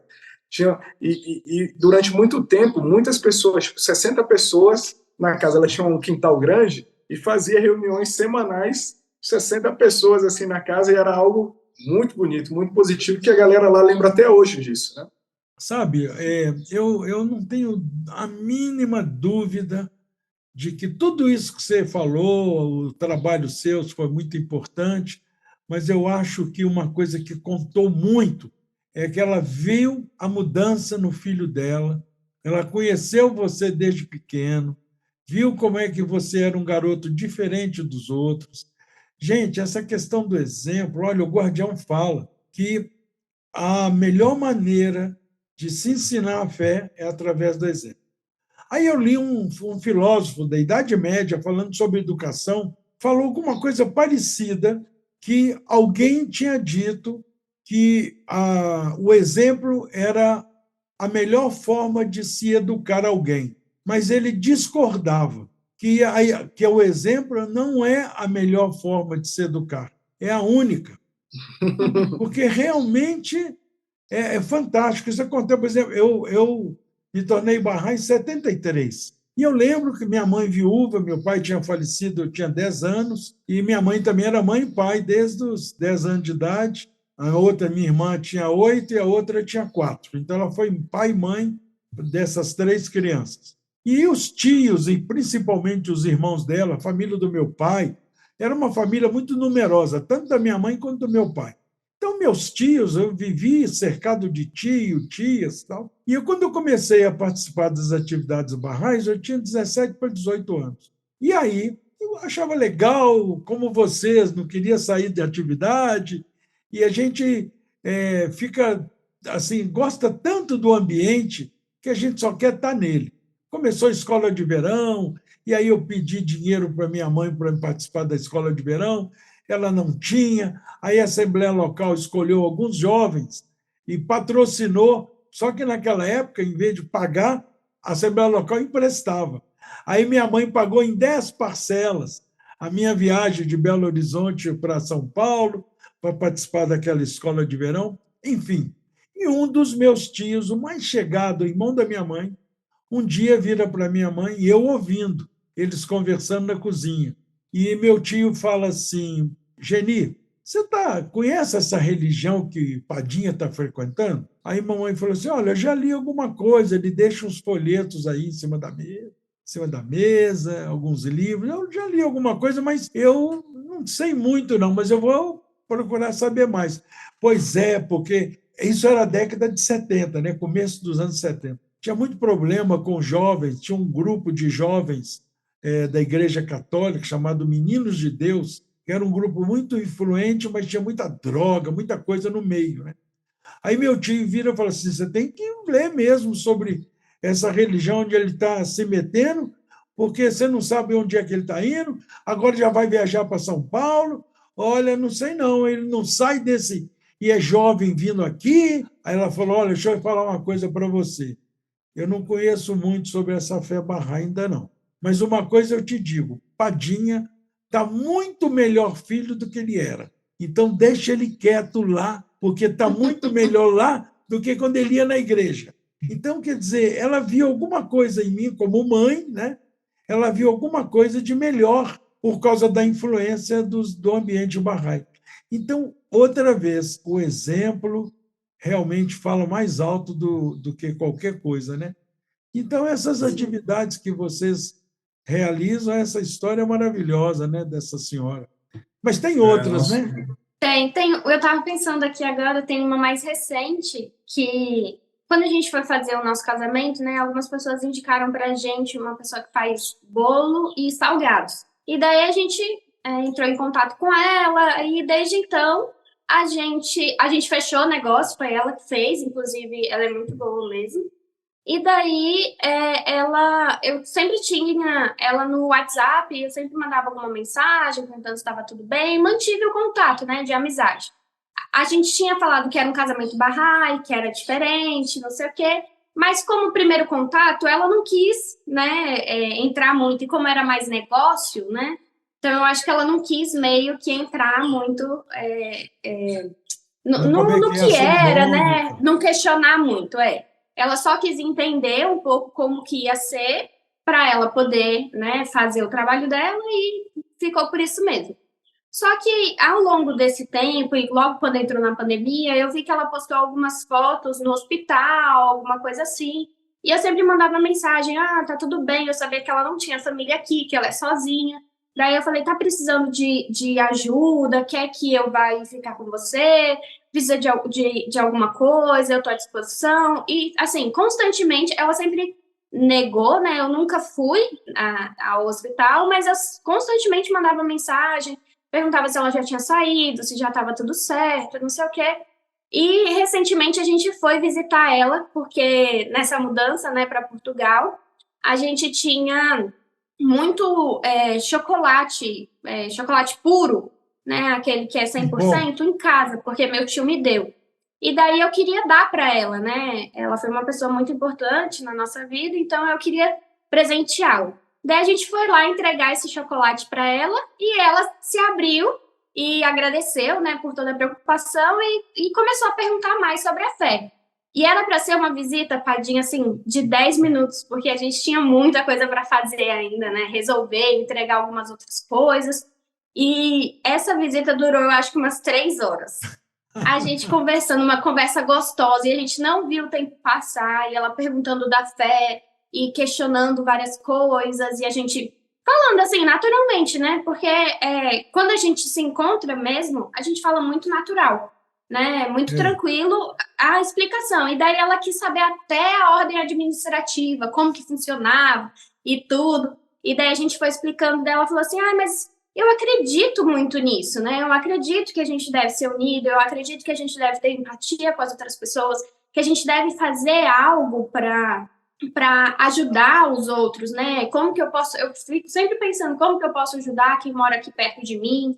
E eu achei muito interessante o casamento de vocês, a forma como vocês conduziram, e depois a preocupação que vocês tiveram comigo. A gente não tinha relação nenhuma, e vocês se tornaram amigos mesmo, sabe? Então, eu acredito muito nisso, assim. E daí a gente falou assim, daí ela perguntou sobre ritual, o que fazia para ser Bahá'í. Daí a gente falou que não tinha, que era apenas acreditar. Daí ela falou assim uma hora, então eu sou Bahá'í? Daí a gente falou, Daí ela, que legal, então eu quero conhecer mais sobre as atividades. Então, assim, foi muito gostosa essa conversa e muito inesperada também, sabe? Isso é aquilo que você falou, né? Aproveitar as oportunidades. Se ela pergunta e a gente decide não falar porque a gente estava com pressa, a gente nunca ia saber disso, né? A gente tem que ficar atento a essas questões que Carol acabou de levantar. Muitas vezes, amigos que participam de atividades não se tornam Bahá'ís porque não sabem como é que funciona isso. Outro dia, eu não lembro com quem eu estava conversando, que disse isso. Frequentou as atividades durante 1 ano e com uma única pergunta na cabeça, mas sem coragem de fazer. Como é que faz para ser Bahá'í? Ele não tinha coragem de perguntar. E ele falava, meu Deus, como é que deve ser? Fulano é Bahá'í, não sei o quê. Ele é Bahá'í, o que ele tem para ser Bahá'í? E aí, fulana, ela se tornou Bahá'í. Ele ficava doido para saber como é que foi que ela se tornou Bahá'í. E 1 ano o cara frequentando atividades sem saber. Até que um dia, numa coisa meio que casual, a pessoa começou a falar que ser Bahá'í significa simplesmente amar a humanidade, procurar servir a humanidade, trabalhar pela paz. Aí ele falou, puxa vida, eu já faço isso. Eu quero fazer isso que eu não faço ainda, eu quero fazer. Aí virou para a dona e falou, então, eu posso então ser Bahá'í se eu quiser fazer tudo isso? Quer dizer, às vezes é isso que acontece, a gente tem que ficar atento, não tem que forçar a barra, né? Mas não tem também que deixar a pessoa, coitada, sem saber, porque como é que eles vão adivinhar como é que faz para se tornar Bahá'í, né? Mas vocês falando sobre essa questão de visitas e de ensino e tudo mais, num determinado momento, tanto, por exemplo, Pedro e você nasceram em família Bahá'í, né? Cada um com uma influência diferente, mas não é como outros jovens que vocês conhecem aí em São Sebastião, aí em Brasília, e que não tinha contato nenhum, nunca teve contato com a fé Bahá'í, e teve contato pela primeira vez através de vocês ou de outro amigo.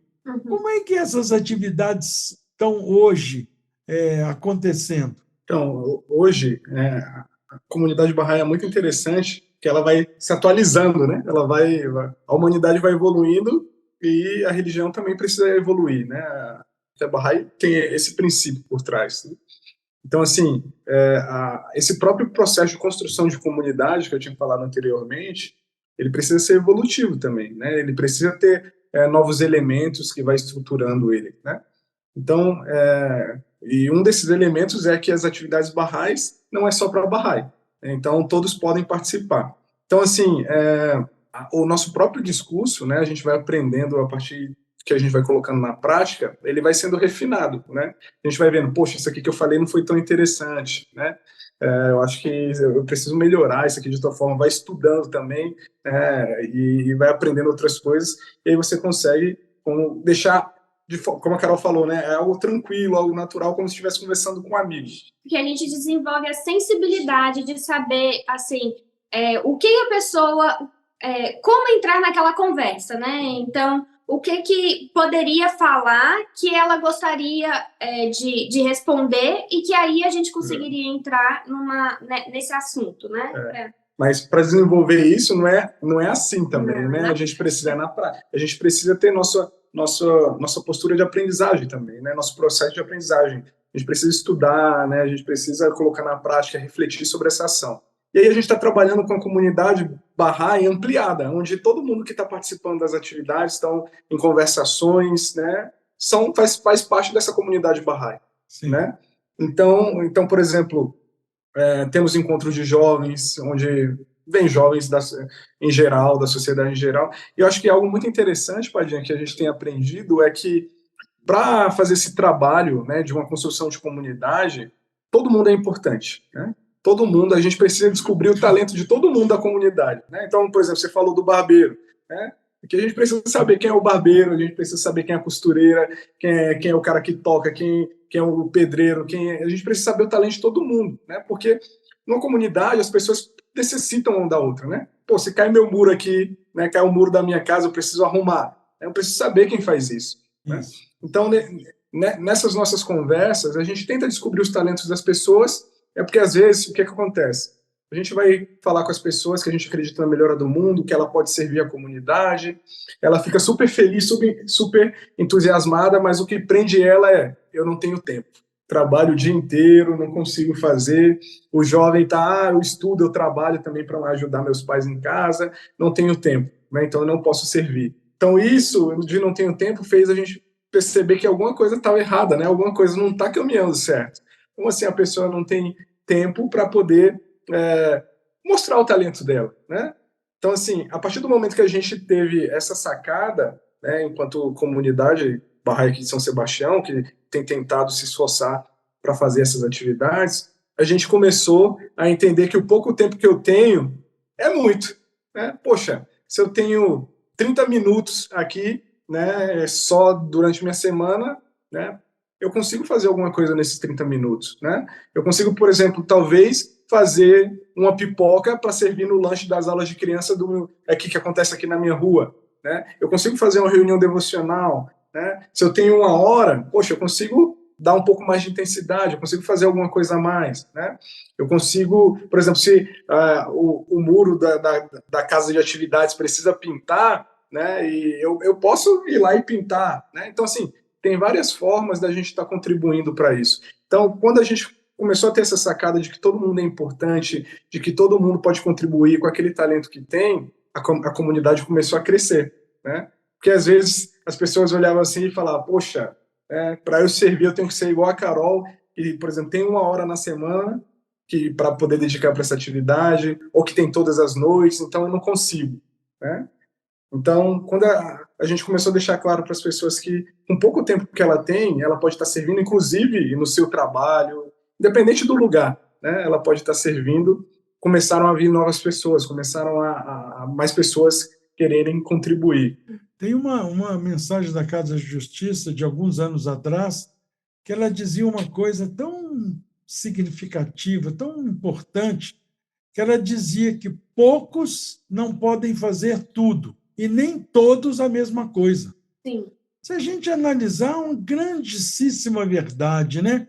Não dá para poucas pessoas, que é mais ou menos às vezes o que acontece em algumas comunidades, poucas pessoas carregam a comunidade nas costas. Isso não deveria. E outras situações é que muitos estão fazendo a mesma coisa e outras coisas estão deixando de ser realizadas.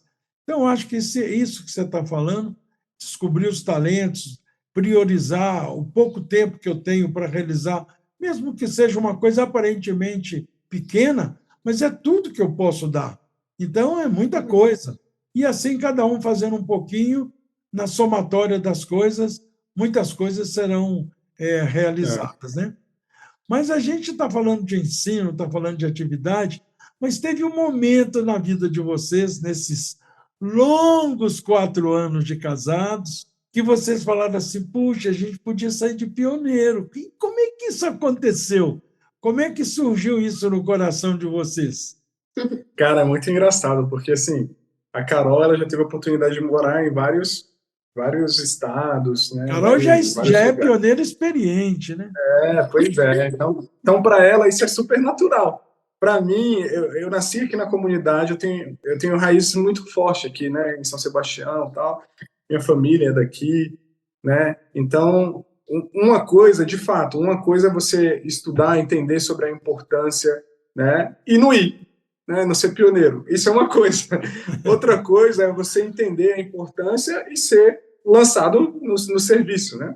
Então, por exemplo, eu já tive a oportunidade, graças a Deus a gente teve a oportunidade de estar em uma comunidade onde a gente aprende muito, tem muita oportunidade de estar servindo, né? De estar em conversas, enfim. E aí a gente desenvolveu a habilidade de saber conversar, né? Saber conversar com as pessoas e fortalecer amizades e tal. E aí eu tive a oportunidade de servir como, por exemplo, pioneiro de curta duração, mas curta mesmo, né? Como eu tinha um trabalho muito grande aqui para poder servir, eu teve um tempo que eu fui coordenador, né, de sequência que capacitava outros jovens e adultos para estarem assumindo essas atividades. Fala um pouquinho sobre essa questão, explica um pouquinho essa questão de pioneiro e de curta duração. Sim, eu vou chegar aqui agora. Uhum. E aí eu sempre tive esse desejo de servir longe também, para conhecer outras realidades, para poder aprender mais, né? E aí, minhas oportunidades, como eu tinha esse trabalho aqui, eu sempre tinha que voltar para poder, enfim, fazer o que eu fazia aqui, capacitando outros jovens, então sempre era muito curto. E o pioneiro de curta duração era isso, é um curto período de tempo que você vai e dedica sua vida para começar aquele trabalho de comunidade em lugares onde não tem comunidade Bahá'í, onde precisa fortalecer, onde precisa levar uma comunidade em um estágio para outro, né? E, enfim, está desenvolvendo todos esses trabalhos que a gente tem a oportunidade de estar fazendo aqui. Sim. Isso. Daí, só para explicar, né, só para ficar claro para a gente, é que o Pedro teve essa oportunidade de pioneiro, né, de curta duração, que foi um período curto de 3 meses, e tem também o de longa duração, né, que foi o que aconteceu comigo durante a minha vida. Minha mãe mudava e a gente ia de pioneiro para aquele lugar. 5, 10, 15. E foi indo para vários lugares. Então, a gente se estabelecia, né? O pioneirismo de longa duração é quando a gente vai para morar naquela localidade, né? Então, a gente se estabelece. Trabalho. Isso. Então, só essa diferença. O de curta duração, a gente vai e volta, né, para nossa localidade. E o de longa duração é o que a gente se estabelece lá. Isso. E aí, então, embora essa questão do pioneirismo de curta duração, hoje está se pedindo que pelo menos a pessoa fique 1 ano ou 2. Isso é curta agora, né? Antes curta, agora é claro. É meses. Meses, 3 meses, 6 meses. Mas aqui também tem essa questão de que, às vezes, porque outro dia, a gente conversando sobre isso, é muito incrível, perguntar na Casa de Justiça o que é ser pioneiro. E ela respondeu que o pioneiro é todo Bahá'í que sai da sua localidade, muda para outra, com o objetivo de ensinar a fé. Então, hoje, se eu saio do meu bairro e vou para outro bairro com o objetivo de ensinar a fé, eu também sou pioneiro. Se eu encontro com uma pessoa que eu nunca vi na minha vida no supermercado e nós estamos ali escolhendo o mesmo produto para comprar e começamos uma conversa informal e eu falo da fé Bahá'í para ele, naquele momento eu estou sendo pioneiro para aquela alma, porque ele nunca ouviu falar de Bahá'u'lláh e está ouvindo pela primeira vez através da minha informação. Então, pioneiro é tudo isso, né? Agora, esse que nós vamos chegar lá, esse momento que vocês sentiram é um pioneiro que é um pioneiro, como dizer, tradicional, aquele pioneiro que muda da sua localidade para viver na outra. Isso. E criar filho, e etc, etc. Mas, desculpa, continuando. Então, aí eu tive essas oportunidades de estar servindo de curta duração mesmo, meses em alguns lugares, né? Então, tive a oportunidade de ficar 1 mês em Rondonópolis, no Mato Grosso. Depois eu tive a oportunidade de ficar 3 meses em Passo do Lumiar, né, no Maranhão, e voltei. Então, essas foram minhas experiências curtinhas, diferente da Carol, que foram mais longas, né? E aí a gente sempre teve essa vontade de servir, né, fora, porque a gente servia já na nossa localidade e tinha um baita trabalho para tentar fazer aqui, desenvolver.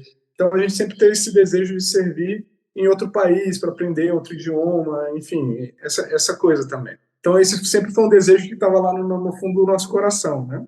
E aí, enfim, a gente se formou na faculdade, e aí teve toda a questão de trabalho, se a gente conseguiria trabalho em seguida, a gente se esforçou para ter isso. Vocês se formaram depois de casado? Sim. Eu formei um pouquinho antes de casar. Não.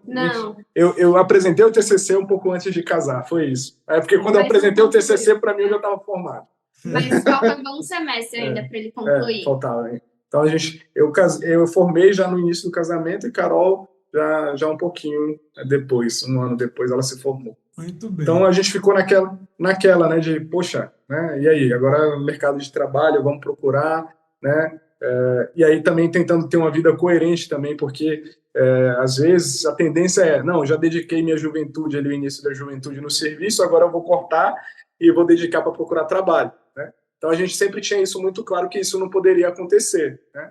Então, a gente tinha que andar as coisas em paralelo, sendo coerentes, né? E isso é muito interessante, a gente pode conversar um pouco mais lá na frente também, mas nós dois tivemos a oportunidade de estudar em escolas Bahá'ís, né? Então, isso trazia muito forte a questão da coerência, né? É muito bonito quando você trabalha numa instituição Bahá'í e você vê, né, tudo aquilo fazendo sentido, cai como uma luva, sabe? Tudo. Então, é interessante, a gente pode conversar mais lá na frente. Pode falar sobre isso, que é interessante. É que aqui em Brasília, né, temos 2 escolas que são de inspiração Bahá'í. Então, tem a Escola das Nações, que o Pedro já falou. A Escola das Nações é da educação infantil até o médio. E nós temos a Affinity Arts também, que é só educação infantil. Então, essa mesma família, para criar a Escola das Nações, foram 2 famílias Bahá'ís. E daí elas fundaram a Escola das Nações e uma dessas 2 famílias fundou a Affinity Arts também.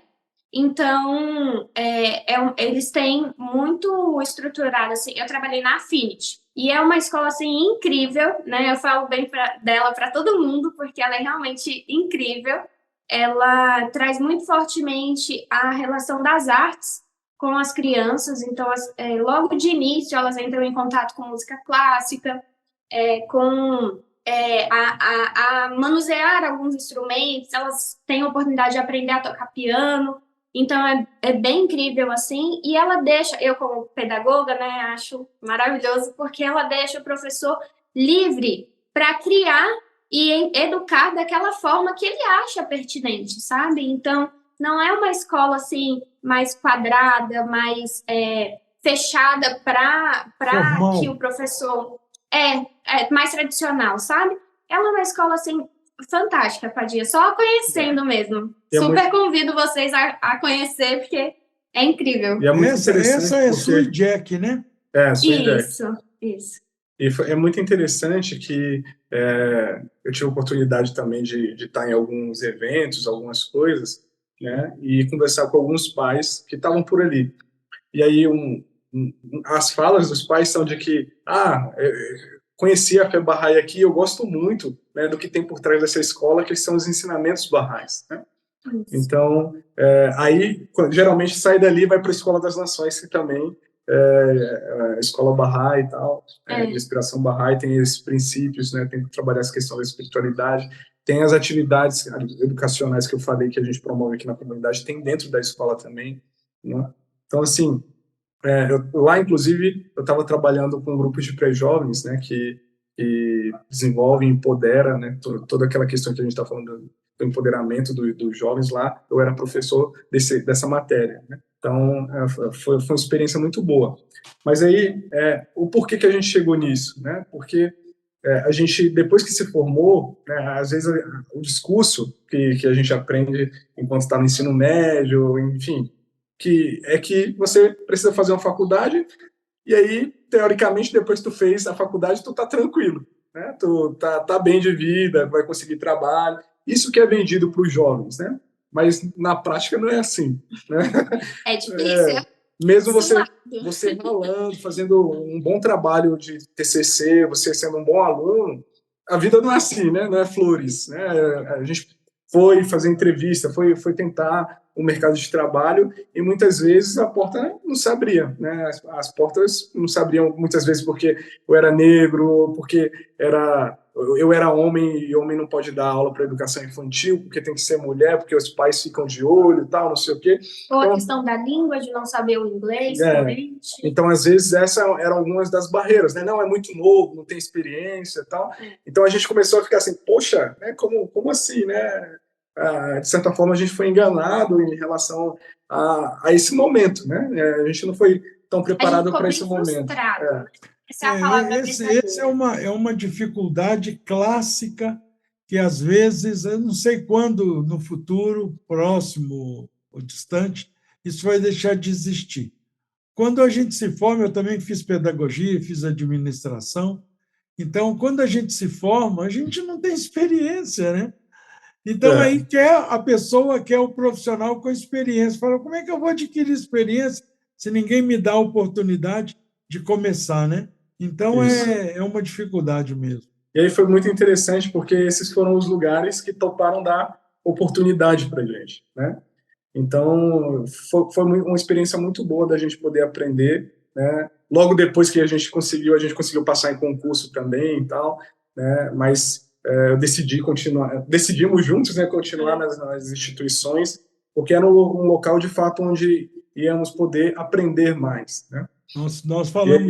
Nós falamos muito aqui hoje sobre destino, coincidências entre aspas, né? A Escola das Nações, por exemplo, nasceu em Manaus. Sue e Jack, a família, eram pioneiras em Manaus e eles decidiram lá, junto com o conselheiro Raul Pavon, numa reunião com a Assembleia Local, eu era membro da Assembleia Local na época, então decidiu ali, naquela reunião, criar a Escola das Nações, já tinha até nome. E tinha um Bahá'í em Belo Horizonte que doou o terreno para construir a Escola das Nações em Belo Horizonte. Mas aí Jack foi convidado para dar aula na UNB, que Jack é músico, né? para dar Sim. aula na Unibel, com um salário espetacular. Aí a história é longa, e aí acabou, em vez deles irem para Belo Horizonte, eles foram para Brasília. E aí nasceu a Escola das Nações, com Sue, Jack, Jimmy e Janine, né, que eram outro casal de norte-americanos. Mas, desculpa, só para ilustrar aí a Escola das Perfeito, Nações, que perfeito, é maravilhosa. perfeito. Sim. E aí eu tive a oportunidade de estar lá trabalhando com os pré-adolescentes também, né? E tá aprofundando um pouco mais nessas questões, né? E foi muito bacana que nesse espaço a gente conseguiu casar de fato, né? Aquilo que eu acreditava, né, de comunidade, que eu aprendi, e de certa forma casar também o que eu aprendi um pouco na licenciatura mesmo, né? A questão da educação, né? E a FEBAHAI foi muito importante nessa costura, né, de experiências vividas e faculdade, porque entender que a educação não é só isso, a educação é muito mais, né? A educação é espiritual, tem todos esses aspectos. Então, assim, eu consegui casar, de certa forma, aquilo que eu estudei, né, a educação física, com todos esses elementos. Então, foi muito gostoso vivenciar isso, né? E aí Desculpa. eram trabalhos, empregos dos sonhos, assim, que a gente queria, né? Sempre foi um lugar que, desde da faculdade, a gente falava, poxa, eu queria tanto dar aula nesse lugar. Carol também, eu queria tanto dar aula nesse lugar. Então, de fato, era o lugar onde a gente queria estar, né? Porque, assim, são duas escolas que desenvolvem o intelecto, mas desenvolvem a questão espiritual e a questão das artes. Então, eles valorizam muito todos esses pilares, sabe? E assim, você entra tanto em uma quanto em outra, você acha que está em outro mundo, você se encontra. A Affinity é uma escola pequenininha, diferente da Escola das Nações, que é grande, é uma escola pequenininha que parece uma família, assim, sabe? O nome é Affinity ou Infinity? Affinity. Affinity, de afinidade. De afinidade, isso. afinidade. Afinidade com as artes. Affinity, é porque eu não falo inglês, né? Affinity Arts. Algo assim. Muito bem, está ótimo. E aí, cara, quando a gente estava aí, que era onde a gente queria estar, né, depois de tentar várias outras coisas tal, e trabalhar em outros lugares, a gente conseguiu chegar onde queria. E aí a gente já tinha conversado com o conselheiro o desejo de estar servindo fora, tal, há muito tempo atrás, né? Estar servindo, dependendo, a gente iria para a Terra Santa também, tentar, enfim, se voluntariar, Período de serviço para a Terra Santa, período de serviço lá, até mesmo para poder aprender o inglês, enfim, que era um desejo nosso também, mas está servindo, né? Mas a conversa nossa com o conselheiro era bem séria, no sentido de, conselheiro, mas a gente está servindo aqui, né? O nosso propósito final era mesmo aprender outra língua se fosse para outro lugar. E aí, como a gente tinha essa proximidade, a gente deixou bem claro para ele, tal, o que era, tal, né? Então, ele sempre falou, vamos ver possibilidade, tal, esse tipo de coisa. E isso passaram tempos, né? Tempos e tempos, e a gente conseguiu chegar onde queria. Então, assim... Desculpa. E nessas escolas, né, a língua que se fala, que se ensina também é o inglês. Então, a gente teve o contato, que era um desejo nosso também, além de estar servindo, era aprender o inglês. Então, nós tivemos contato com a língua. Então, a gente estava aprendendo muito, tal, já estava assim, quase lá, quase conseguindo a fluência, né? A gente conseguiu aprender muito nesse período que a gente estava na escola. Então, de fato, a gente estava confortável, tinha um salário bacana, tinha um emprego bacana, né? A gente conseguia servir nos outros momentos, né? Não consumia nosso dia inteiro. Então, a gente estava super tranquilo. E aí, um certo dia, a gente recebe, né, o conselheiro, eu estava numa reunião, e aí ele pediu para conversar comigo, né? Queria consultar uma coisa comigo, e aí veio trazer uma notícia dizendo que o Centro Mundial tinha convidado. Na verdade, antes disso, saiu a carta da Casa Universal de Justiça falando, né, dos lugares que o Brasil iria das metas do plano de 9 anos como um todo, né?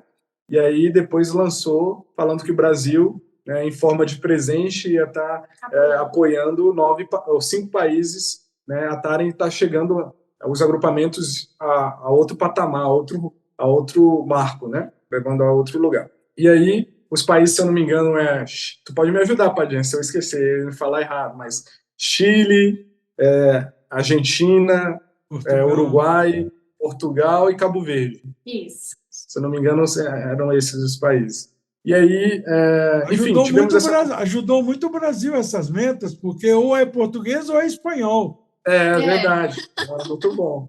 Não ia ser uma barreira a questão da língua, né? Mas e o inglês seus? E o inglês seus? Vocês podem ir para outro. Calma. Vamos chegar lá. E aí, o conselheiro, numa reunião de coordenadores, né? Era coordenador de sequência, ele compartilhou essa mensagem e compartilhou que algumas pessoas seriam escolhidas, né, para poder estar apoiando essas metas, né, mas nisso nem passava pela nossa cabeça, assim, nada disso. Mas aí, quando o conselheiro já terminou de falar que algumas pessoas seriam escolhidas, tal, aí começa aquilo, né, as pessoas, eu quero ir, eu, tal. Brincando, né? Conselheiro, leva eu, tal, me bota para tal país, esse tipo de coisa. E a gente, enquanto casal, chegou a pensar assim, nossa, a gente podia ser convidado, né? A gente podia ir. Mas, tipo assim, nem passou pela cabeça nada, assim, tipo, até porque a gente tinha trabalho, tinha uma vida consolidada já aqui e tal, e nem passou pela cabeça. O máximo que a gente falou depois foi isso, nossa, seria legal se a gente fosse. Só isso, né? E aí, depois de um tempo, o conselheiro... no final dessa reunião, conselheiro Pedro, preciso conversar com você. Só que eu pensei que era de outras questões sobre a coordenação, né, o trabalho que eu estava fazendo aqui em São Sebastião.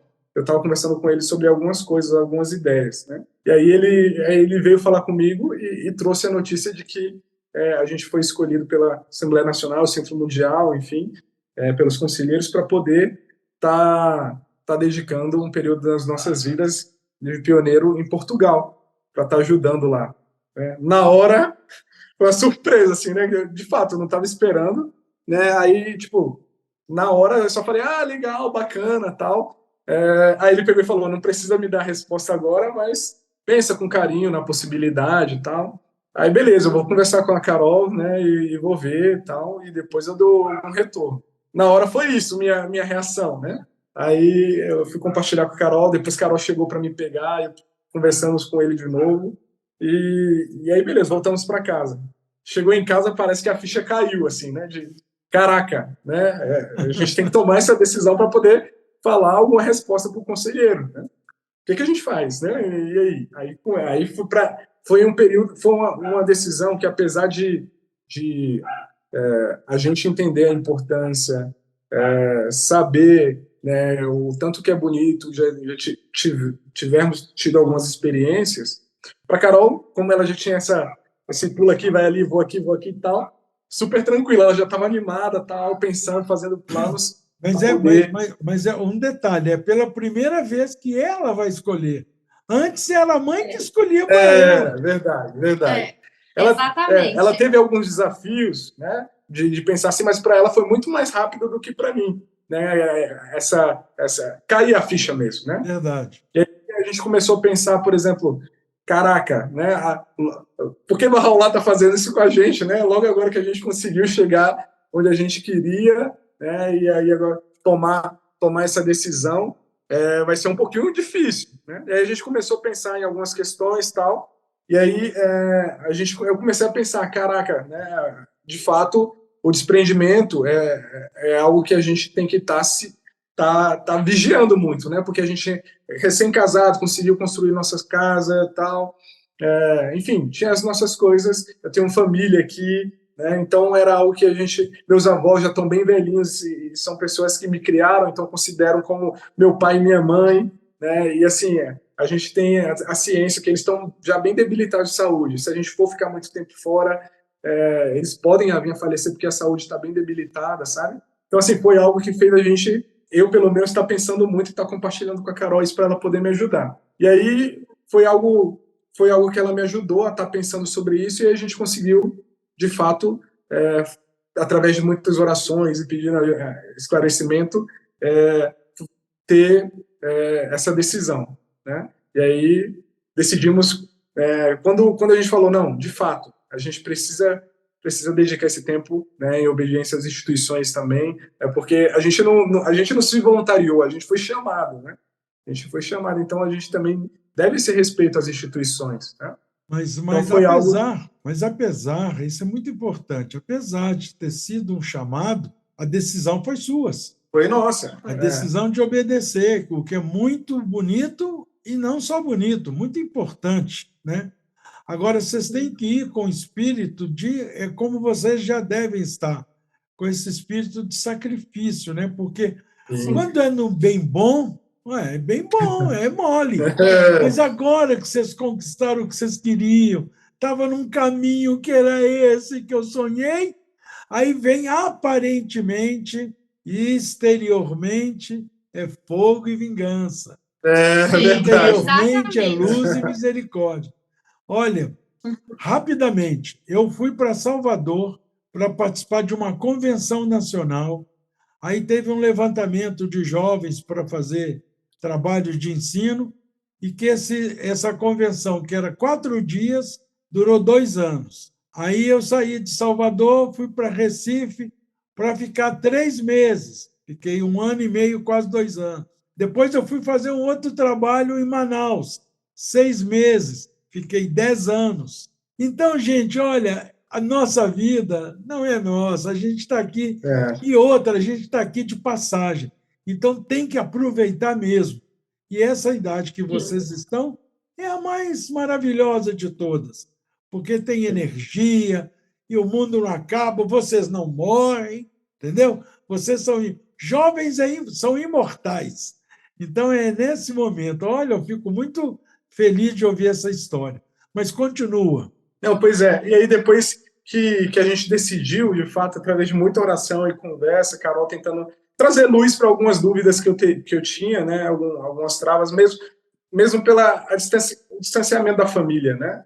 Eu acho que o que pegava mais para mim era essa questão. E como ela já teve a experiência, foi mais fácil ela trazer essa luz para mim mesmo, né? Aí, depois que a gente decidiu dar a notícia positiva para o conselheiro, parece que saiu, assim, o peso, né?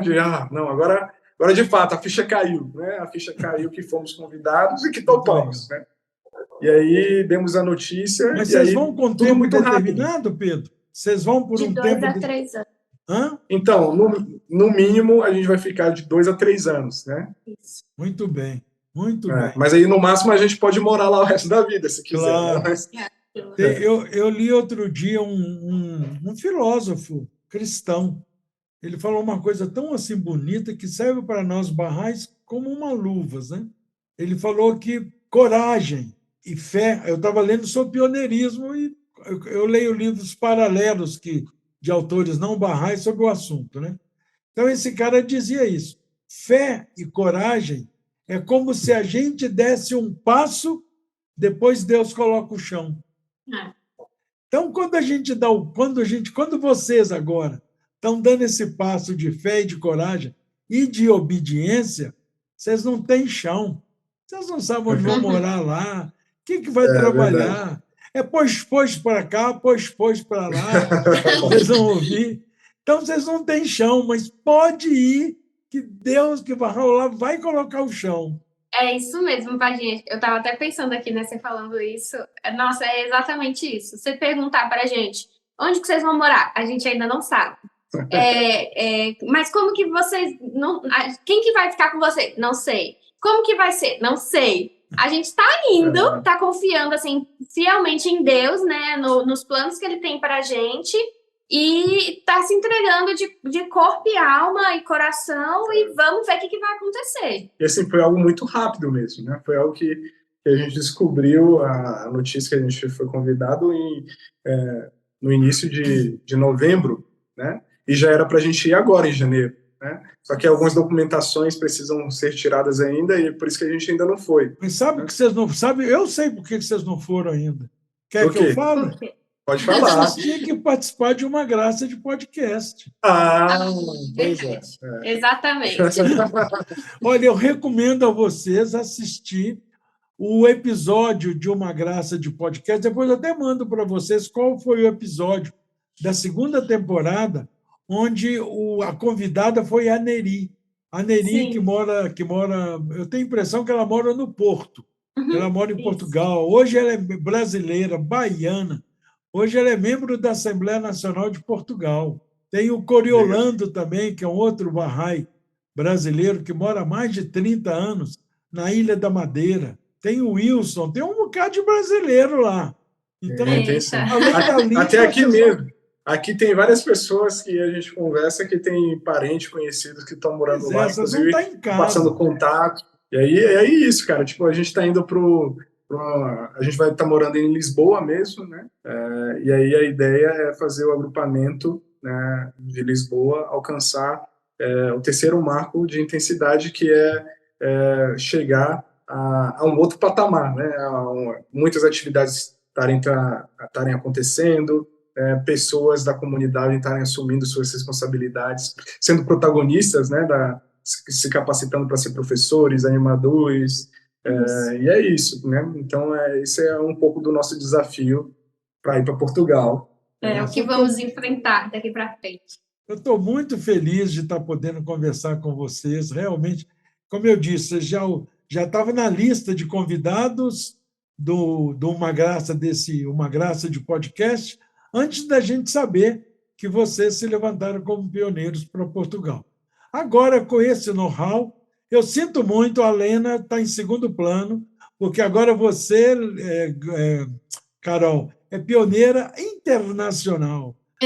Sua mãe é pioneira nacional, sua mãe está em segundo plano. Fala com ela. Fala, o Padinha mandou dizer para a senhora que agora a senhora está em segundo plano. Primeiro plano aqui em casa sou eu e Pedro.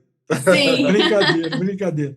Mas, gente, olha aqui, então, como o Pedro disse, vocês não se levantaram. Levantaram vocês, né?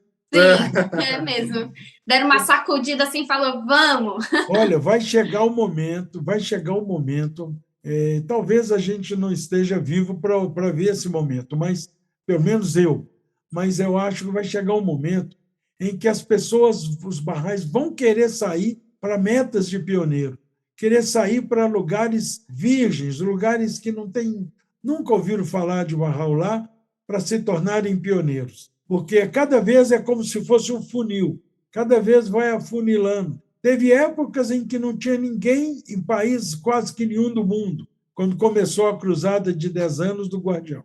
Depois isso foi tomando, cada família, cada indivíduo que se levantava como pioneiro para determinados países era honrado com o título de Cavaleiro de Bahá'u'lláh, que tinha ido por uma meta virgem, para um país onde não tinha nenhum Bahá'í. No Brasil mesmo, 50 anos atrás, quando eu me tornei Bahá'í, a maioria das capitais do Brasil não tinha pioneiros. Então, eram poucas capitais. Era do Sudeste, na Bahia, Recife, Fortaleza, Manaus, acabou. E o sul do país, Curitiba, Santa Catarina, Rio Grande do Sul, Belo Horizonte, Rio e São Paulo, acabou. Goiânia, Cuiabá tinha o pioneiro. Então, hoje o Brasil inteiro, todas as capitais têm mais de uma família pioneira. O Brasil se desenvolveu muito. Então, cada vez mais, vai afunilando, vai ficando cada vez com menos lugares onde necessitam pioneiros. E vocês, casal jovem, maravilhoso, bonito, vão realmente ter esse privilégio e vão com esse espírito mesmo que, não sei se foi Carol ou Pedro que falou, vamos para ficar 2 ou 3 anos mais. Se Deus quiser que a gente fique lá para sempre, vai nascer um monte de portuguesinho. Vai. Mas, fazer um time lá contra o Benfica, né? Pois é. Então, aí, agora, se, por exemplo, tem jovens nos vendo, nos ouvindo, tem pessoas adultas que estão assim no coração, meu Deus, eu gostaria também, sei lá, de sair como pioneiro, poder servir a fé em outro lugar. Mas, como Pedro disse, a maioria das pessoas pensa, nasci aqui, fui criado aqui, minha família está toda aqui, eu conheço todo mundo, e sair daqui para um lugar novo, diferente, às vezes a idade já nem permite tanto conseguir emprego com facilidade, ou eu sou jovem demais e não tenho ainda uma experiência necessária. O que vocês diriam para esses amigos? Estão em dúvida, os amigos estão em dúvida, não sei se eu saio, se eu fico, porque servir a fé, tem muitos que usam essa, não é uma desculpa, mas esse argumento. Olha, eu não saio de pioneiro porque minha comunidade ainda é pequena e precisa muito de mim. Quando a pessoa sabe que ninguém é insubstituível, né? Mas fala isso. Sim. O pessoal está precisando muito de mim. Se eu sair daqui, eu vou fazer muita falta. Qual o Eu conselho que acho vocês que dariam? eu acho que o fundamental é a gente entregar a nossa vida nas mãos de Deus, né? Então, eu acho que, como você falou, ninguém é insubstituível, né? Todo mundo tem que ter isso na cabeça e que todo aprendizado é só ganho, é só somativo. Então, não tem que ter essa preocupação, pelo menos eu penso, né? Não tem que ter essa preocupação, porque a gente pensa, né? Nós somos seres humanos, o lado espiritual é muito importante, conta muito para o nosso crescimento, mas a gente fica com receio das questões materiais também, né? Então, poxa, eu já tenho meu trabalho, eu tenho a minha casa, eu tenho que ajudar a minha mãe, essas coisas assim. Mas quando a gente entrega, né, nas mãos de Deus, a gente normalmente recebe muito mais do que a gente dá. Então a gente tem que confiar mesmo, né? Assim, o que eu falei para o Pedro, né? Eu falei, lá no futuro a gente conquista tudo de novo, as coisas de casa, a gente vai aos poucos comprando tudo de novo, trabalho, depois a gente procura. Qualquer coisa a gente volta também, se for, né, da vontade de Deus, a gente volta. E daí, como a gente fez um bom trabalho, a gente gosta muito das escolas, né? A gente espera poder retornar para elas, ou não sei, né? Mas com uma carta de recomendação a gente conseguiria também trabalho em outras escolas. Então, assim, o pioneirismo é um desafio muito grande, né? Não tem como negar, mas é uma bênção disfarçada. Então, é surreal, assim mesmo, né? A gente se coloca em desafio, a gente se coloca num local que a gente não imaginava para aprender, para desenvolver, para ajudar outras pessoas, né, a conhecer a palavra criativa, e isso traz um retorno para a gente muito grande também, né? De crescimento tanto espiritual quanto individual. Então, o meu conselho é não tenha medo, né? As coisas materiais a gente conquista em qualquer lugar que a gente tiver. E que o que a gente tem que pensar mesmo é o nosso dever como Bahá'í, que é de ensinar a fé em qualquer lugar que a gente vá. Eu fico pensando, eu acho que... Foi isso que eu falei pro Pedro para convencer ele. Não, o Pedro já deve ter caído a ficha também, Carol, que quem manda em casa, ele já sabe quem é, entendeu? Você não viu ele falando? Eu conversei com o conselheiro, você deixa eu chegar em casa e falar com a Carol. Nós, homens, já percebemos isso há muito tempo. Eu acho que ser pioneiro é você colocar aquilo que tu acredita, né, a sua fé em ação mesmo, né? Então, por exemplo, se sua fé está abalada, né, vai ser difícil, né? Vou levantar hoje para ser pioneiro. Então, você precisa fortalecer isso, né? Então, por exemplo, se você é um jovem, uma pessoa que está na sua comunidade e se sente nessa situação de que, poxa, eu não posso sair, né, que vão sentir falta, ou enfim, tem um papel muito importante, ou então não sei o que vou fazer lá, né, porque eu não tenho capacidade, a gente vai começar a participar de uma orientação de pioneiros, né? Então você é preparado, mesmo a gente tendo a experiência prática aqui e tal, mesmo assim a gente vai participar de uma orientação para saber o que vai fazer lá, né? Para, enfim, ver outras formas de fazer e tal. Então a gente tem uma preparação antes para chegar lá e saber o que eu vou estar fazendo lá, né? Então, é bem isso, né?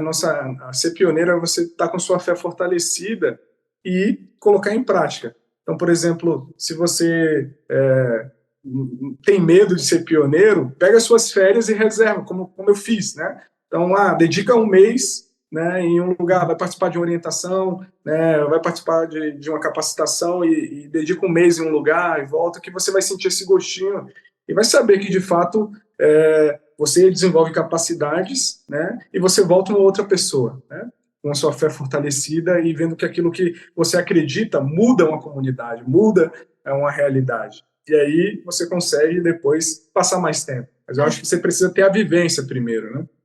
Até porque, assim, a gente sempre pensa que é um bicho de 7 cabeças, né? Coloca sempre muitas barreiras.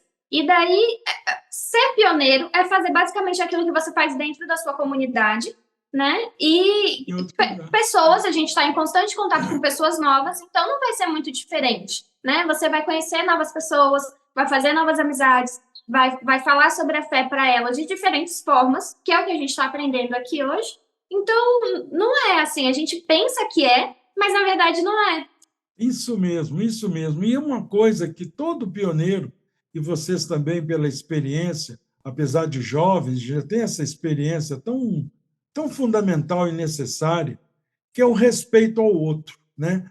Quando a gente está ensinando a fé, quando vocês estão visitando uma família nova que vocês não conheciam, que morava aí em São Sebastião, nesse momento vocês estão valorizando, vocês estão respeitando a crença dela, vocês estão respeitando o momento dela, a maneira dela pensar. Vocês não vão chegando como os reis da cocada preta e que sabe tudo, sabe mais, porque Bahá'u'lláh é o top e Cristo está no passado.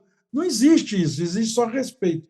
Então, a mesma coisa acontece em outra cidade, em outro estado, em outro país. É a mesma coisa.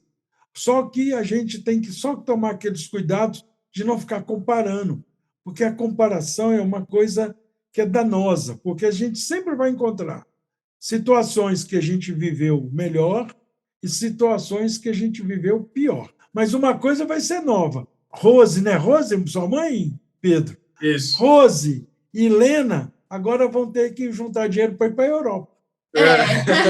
Quer ver os filhos? Quer ver os filhos? Eu vou, Lena, onde é que você vai? Rose, estou indo para a Europa, vou passar um mês lá com os meninos. Né? Olha que coisa ruim, né? Então, Nossa. são os pioneiros, nossos queridos pioneiros.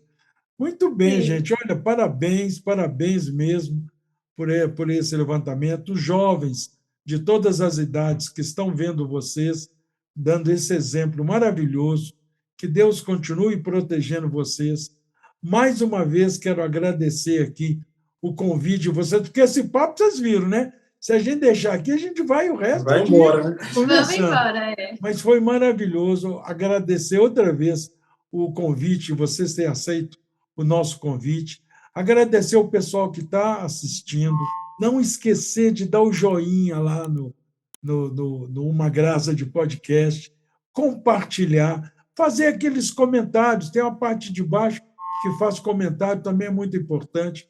Antes de começar essa terceira temporada, nós já tivemos quase 12 mil visualizações. Então, é muita gente que está vendo, é muita gente que está nos ajudando, porque quanto mais pessoas assistirem, quanto mais pessoas compartilharem, mais esse projeto de ensino, porque isso é um projeto de ensino, a gente divulga mais os ensinamentos de Bahá'u'lláh. E, para nossa felicidade, amigos que não são barrais têm nos escrito também, agradecendo, achando maravilhoso. Não sabia que a Fé Bahá'í, o rapaz responsável pela edição dos vídeos em Belo Horizonte, ele está também encantado, aprendeu coisas que ele não imaginava. Então, olha, está uma coisa muito boa. Então, mais uma vez, agradecer. E assim como no início do nosso bate-papo, eu falei que quem se apresenta são os convidados, quem despede também, quem encerra a nossa conversa nesse Uma Graça de Podcast, também são os convidados. Então, com vocês, as palavras finais. E, mais uma vez, muito obrigado mesmo. Eu queria agradecer a oportunidade de estar falando um pouquinho, né, da nossa vida, né, como você compartilhou. A questão do exemplo é muito importante, né, e a gente, como jovem, com certeza vai ter outros jovens que podem se inspirar na gente, enfim, tem coisas semelhantes na vida e podem também estar se levantando para o pioneirismo, né? Então, queria agradecer a oportunidade de estar compartilhando nossa vivência de fé com vocês. Muito obrigado. É exatamente isso, né? A gente ficou muito feliz mesmo com o convite. Acho muito desafiador também, né? Ai, meu Deus, o que a gente vai falar? Mas foi muito tranquilo, muito né? Muito gostoso, né? Aquilo que a gente estava falando, né? Quando a gente tem fé, quando a gente fala daquilo que a gente acredita, isso vai indo naturalmente, né? Então, gostei muito mesmo, muito obrigada, né?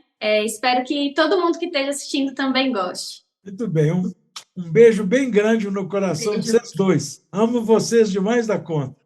Igualmente. Tchau, tchau, Padinha. Tchau, queridos.